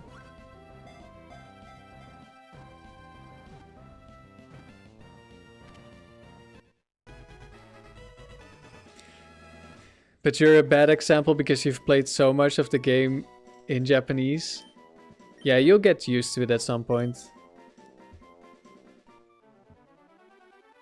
I just have the problem.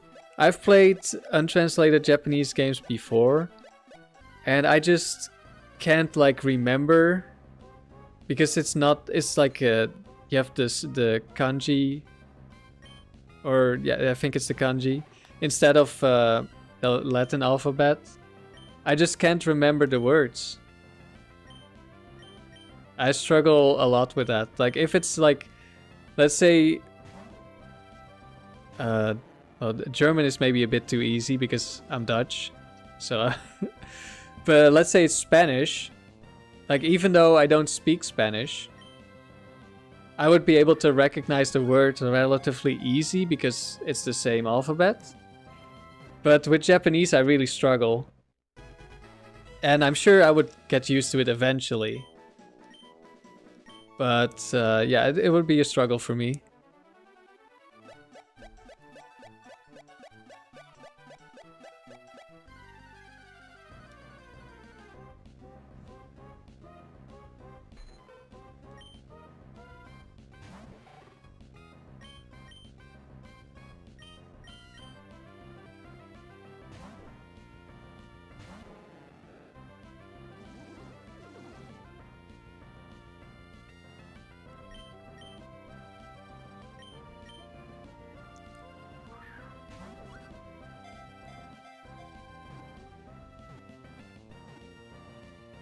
The one move I know in Japanese is like, what is it, 10,000 volts or something? It's Thunderbolt.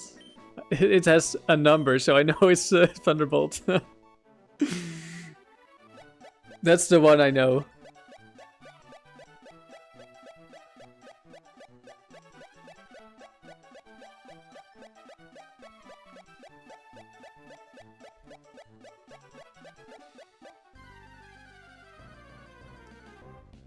So yeah, we just keep catching dittos for eternity. Lamau. Hey, that's at least one move, it's something.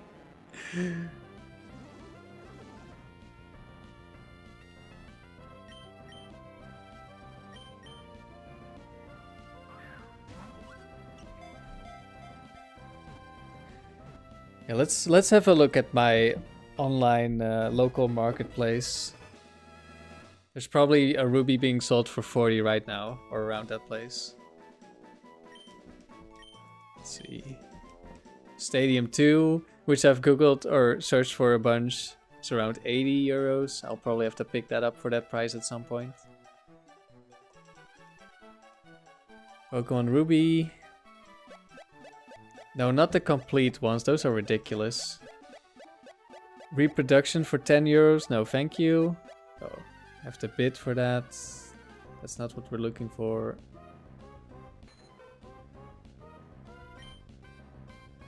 Pinball game. That's not quite the right ruby.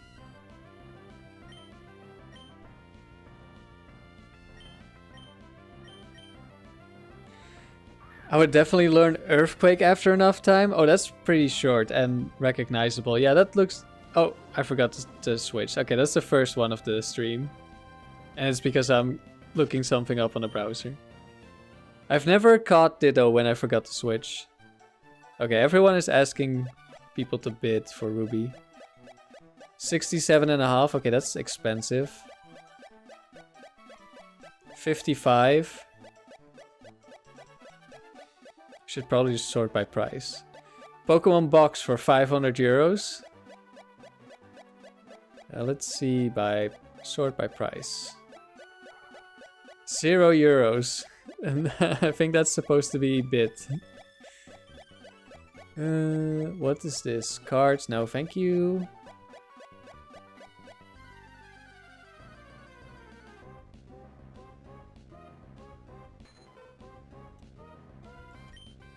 Oh, there's a lot of cards. Wait, how do I sort by this?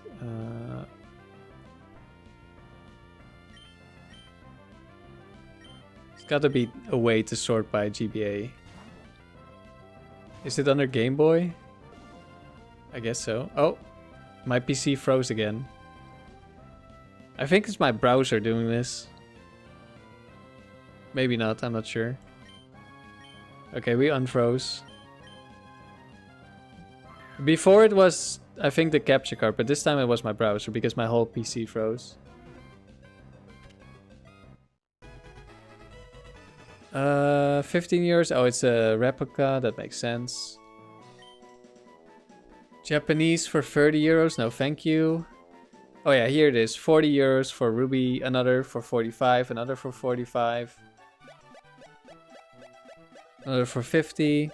Yeah, it's around 40 euros for Ruby here. 40 to 50, let's say. So I definitely could pick it up at some point.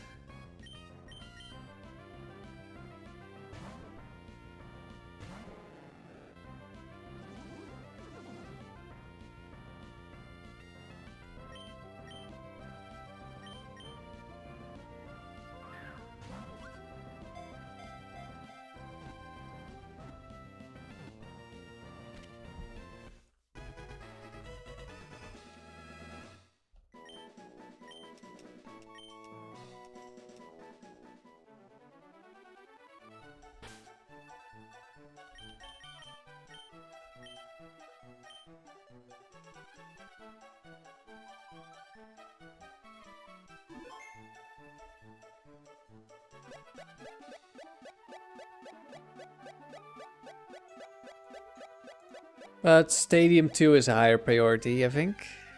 Though, currently I am doing a lot of Gen 3.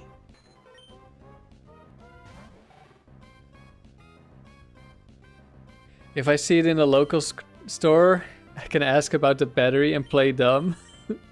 And think that battery equals no save. See if they lower the price.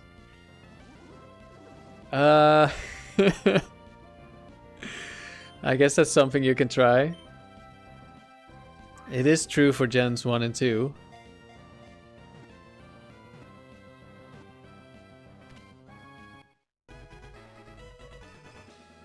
I did have plans to go to a game store like was it an hour away? By bike, that is, not by car. But I never got around to it. I still have to go there sometimes because I thought I might be able to pick up Stadium 2 there for, if not cheaper, at least it's like local. LEJ, you caught a shiny Spinda while Eevee training? You're gonna try to figure something out for it? Good luck.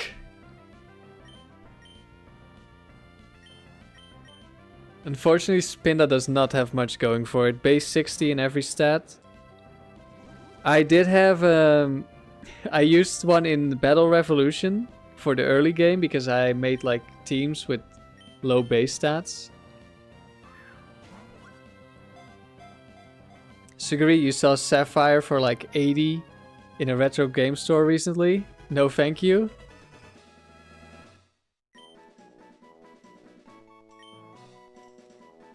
You've had people tell you that they can't sell Fire Red Leaf Green because it needs a new battery.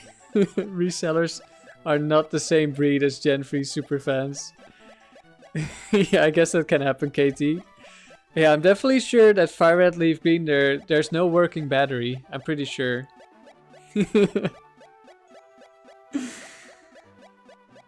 LEJ, you were thinking about skill swap with slacking. Oh, because it's then own tempo and you can teeter dance. Yeah. I mean, the question is, will Spinda survive that long? But you have a reasonable chance of at least getting the skill swap off. And you could still have like a swagger Pokemon in the back. You know what I recommend? Yanma with swagger. Never misses.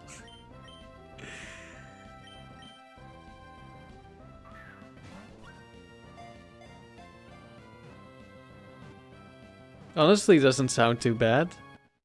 I mean, what else is Spinda gonna do?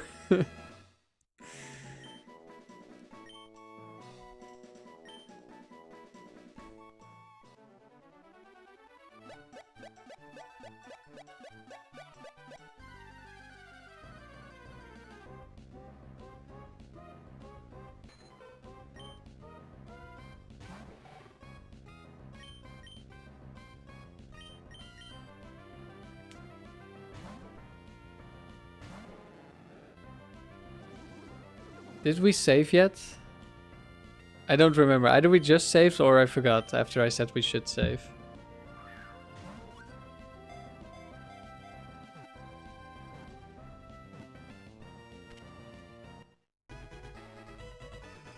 Let's just save again.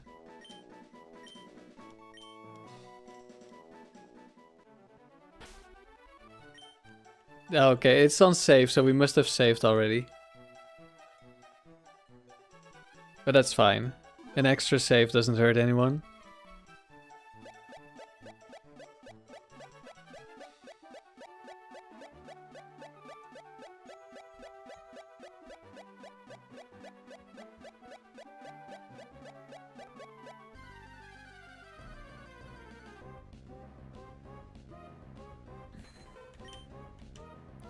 Hell yeah. Yeah, I think there's actually something you've got going on there with the own tempo into Swagger. But at the same time, like you have a Spinda for skill swap and you have Yanma for Swagger. That leaves like one slot for a good Pokemon. Which is maybe not ideal.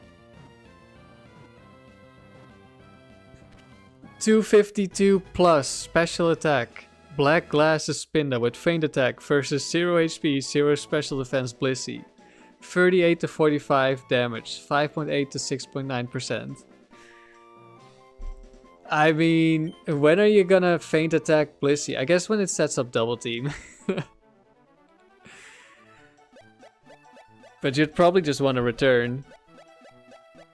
Does it get Aerial Ace? Disconnecting? What's going on here? Reconnecting. What?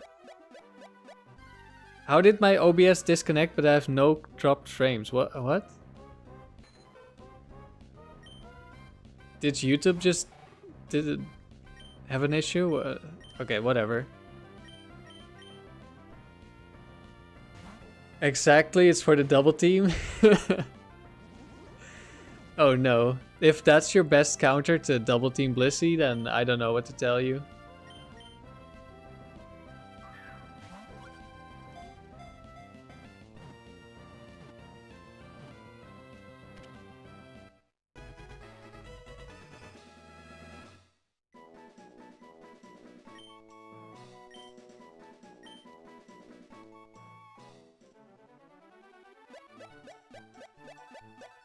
I think we're gonna keep going for 20 minutes, and that's where we're gonna end the stream.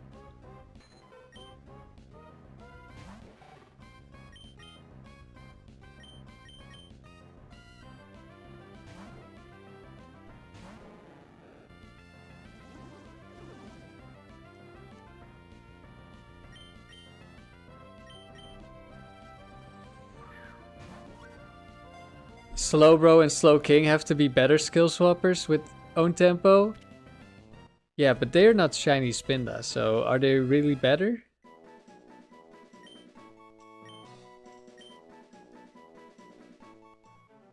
Also, something important to know, when you skill swap Truant, you immediately activate Truant on the next turn.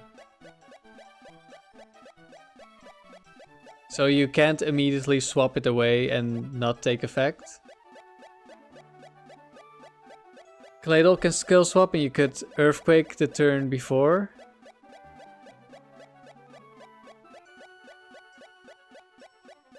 Yes, same with Gengar. Gengar of course is pretty frail, but you are also fast.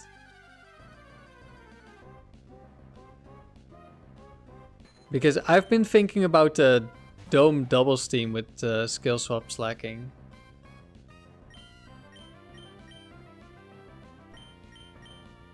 I don't know if that would be horrible or if it would be okay.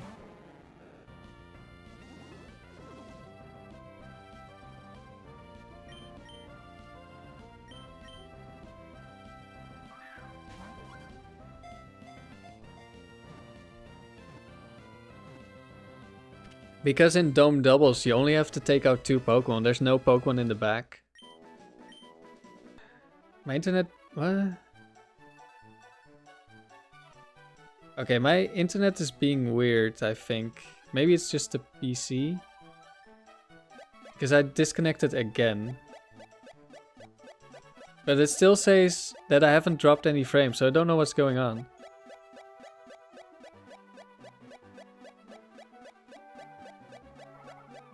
Like, is it me or is this YouTube?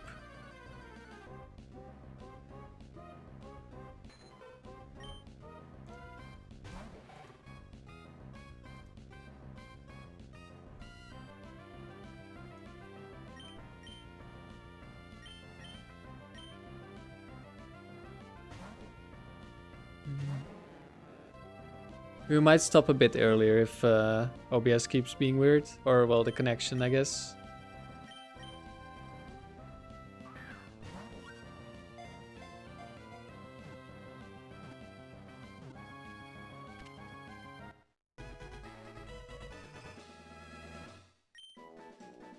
Yeah, actually, let's go and check the dittos that we did catch so far.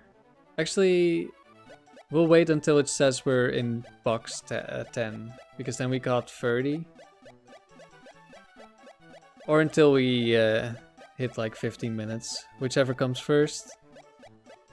I don't know. I didn't really keep track. Don't know how many we caught so far. Oh. Doesn't want to show up. That's because this, of course, is the best one.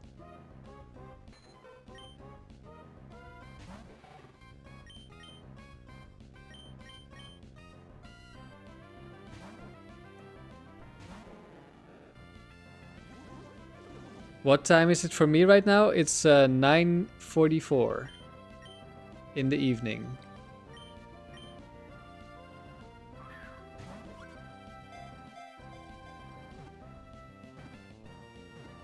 So it's starting to get pretty late, and yesterday we went for a 4-hour stream, roughly, so let's do the same today.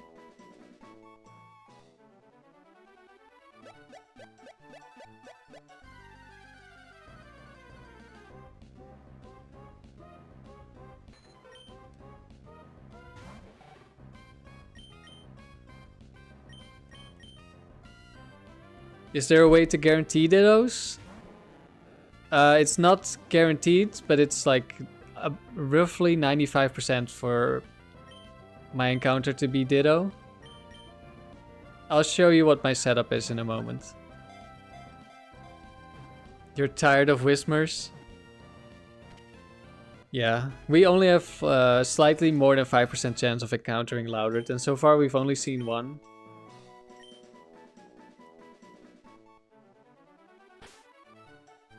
It must be really late when you usually stream? Yeah. I just watch sometimes because I'm an insomniac who wakes up at like 2 to 4 AM half the time. So I have a lead Pokemon with at level 41. And if you repel trick, which is what I'm doing, I have a repel on. And I'm hopping on my bike so I don't run out of steps. Then it's almost 95% ditto. And the ones you get are really easy to check for stats as well. I don't know if the same might be true for the other levels.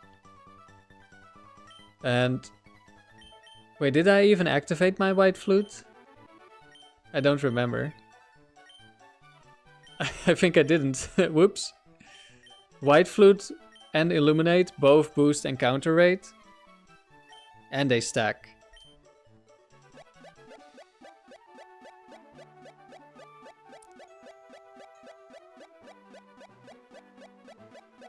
So yeah, when I joined your stream yesterday, it was because I woke up at 2 AM.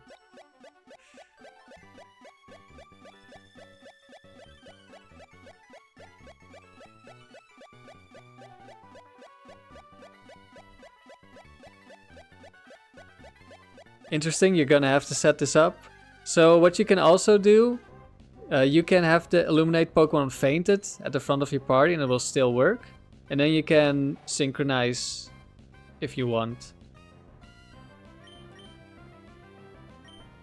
Like your second Pokemon is a Pokemon with synchronized, then you can have a 50% chance of getting that nature. But at the moment I don't really care.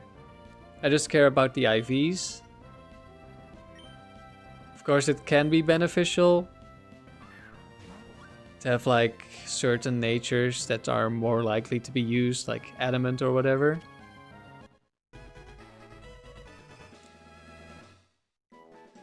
I'm in the Netherlands, right? Yes, that's correct. I'm in the Netherlands. You visited the Netherlands and Belgium last year. It was a fun trip.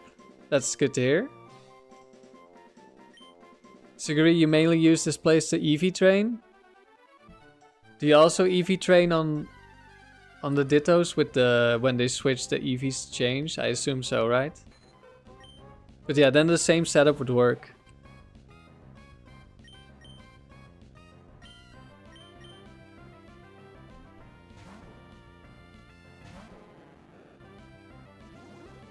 I haven't EV trained here yet, but I do want to get some Pokemon ready. Just so I can show it off. For now, the plan is to EV train on wild Pokemon. And then I can maybe run into a shiny. Like, I'm not a shiny hunter, so that's my shiny hunting. It's the EV training.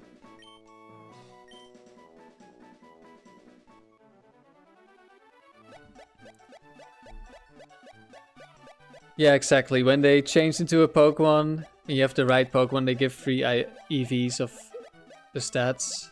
It makes it a lot easier to EV train. Yeah, and you can like delete moves so they don't even have an attacking move.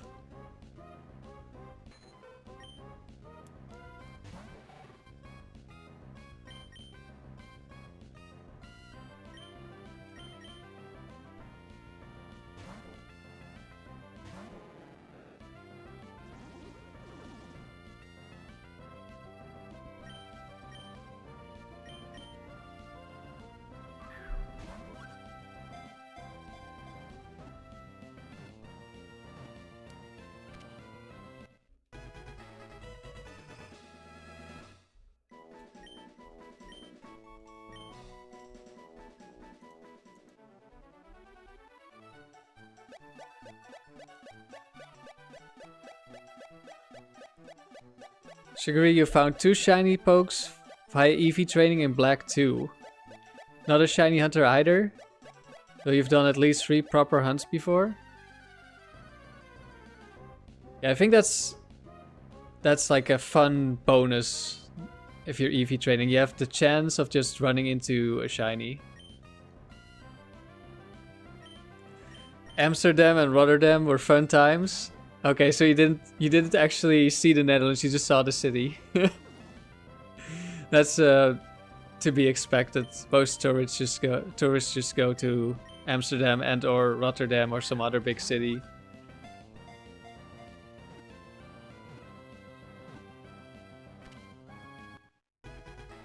But it's good to hear you had a fun time. Ah, box 10. We got a full box. Let's go. I don't know if we're going to check all of them. I don't know if I have the brain power left to check all those stats. But I have... Okay, let's walk out of here first. Let's see. I have this little document. You can see it now in the top left of the screen. This shows the perfect IVs for each level that we could catch with this repel trick.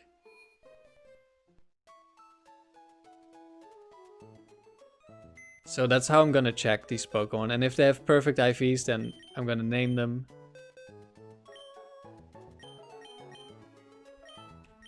Maybe I'm gonna sort them by level. It feels like it would maybe make it easier for me. So I don't have to switch up the values I'm looking at the whole time.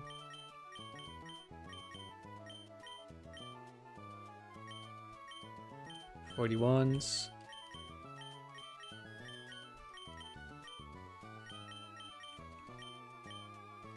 Wait, this one, yeah.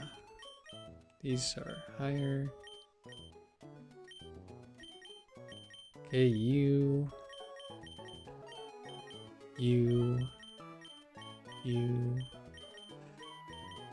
It should make things a little bit easier for me. Oh, we got another metal power. And another. Whoa. I got like 1 in 100 and now I got like 2 in a row apparently. And then another after 2 more. I think this is correct.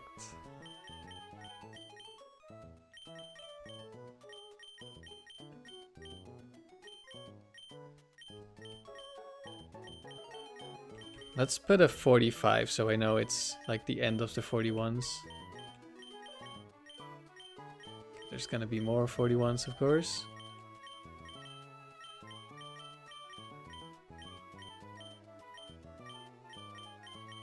And one more. Wait. Where did the 45 go? What did it do? There it is. How did you end up there?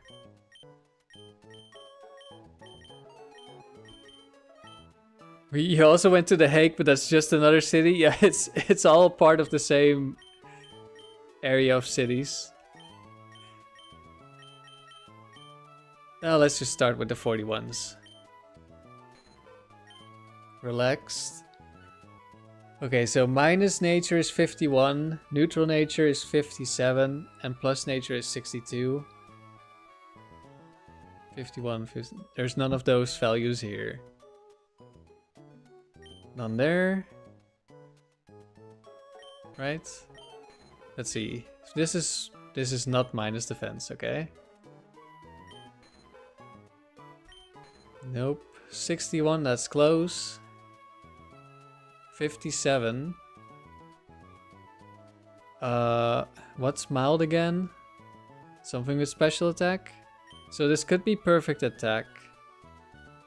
I'll just put it apart for now. I think it's guaranteed to be. If it's neutral in attack, then it's guaranteed. And I'm pretty sure I'm gonna need to check. But I already have a bunch of perfect attacks, so probably don't need to keep that one. Nope.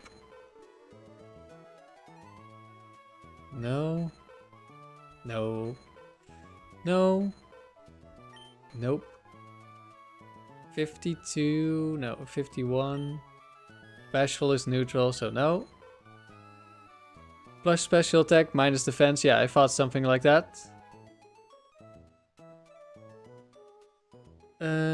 Did I check this one yet? Okay, Impish, that's not minus speed. That's not high enough. This might be defense and speed. Oh, naive is plus speed.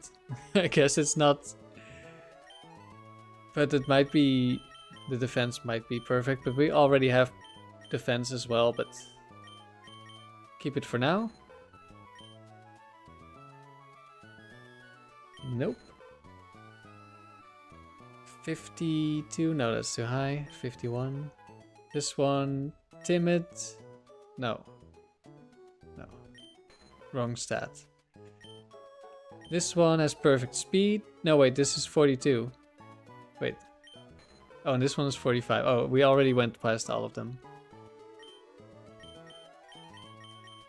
Okay, so we got 2 potentially having perfect stats. Let's see. You don't have any, right? Nope.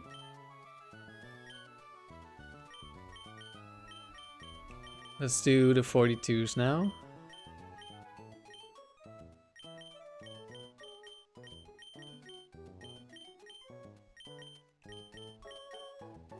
Nope, that's 42, that's 42, that's 43. And that's 43.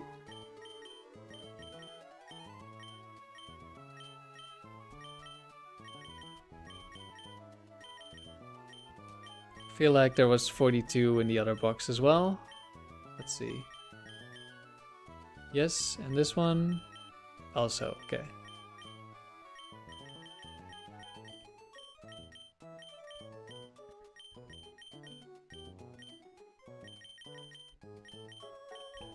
Okay, so now we'll do all the 42s.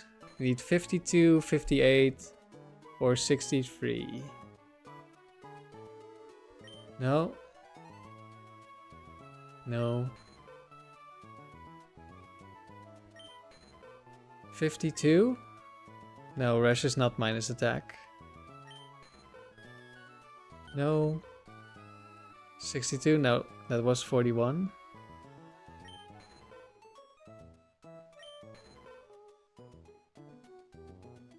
I may have skipped or looked over something at some point. 64. Oh, we're at 43 now. This one looks like it's max defense.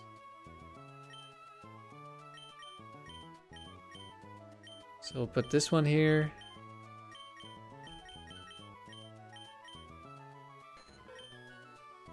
This one is almost perfect defense. Wait, 53. I now need 53, 59, 64.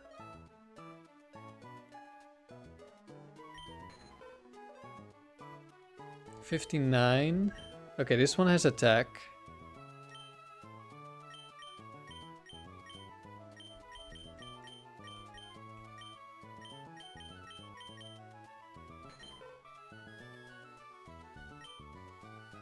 Oh no, that's plus special defense and it's still horrible. And that's it. Okay, so we got, what, 5? Or is it 4? We got 4 dittos with 1 perfect IV. Unfortunately, I already have those. Over here. One of at least each stat. I think. Yeah. So these probably won't be too useful. Maybe if I need the nature, it will be nice. I'll just move them over for now.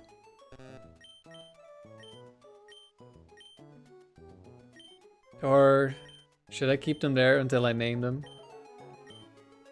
I'll keep them here for now. And these guys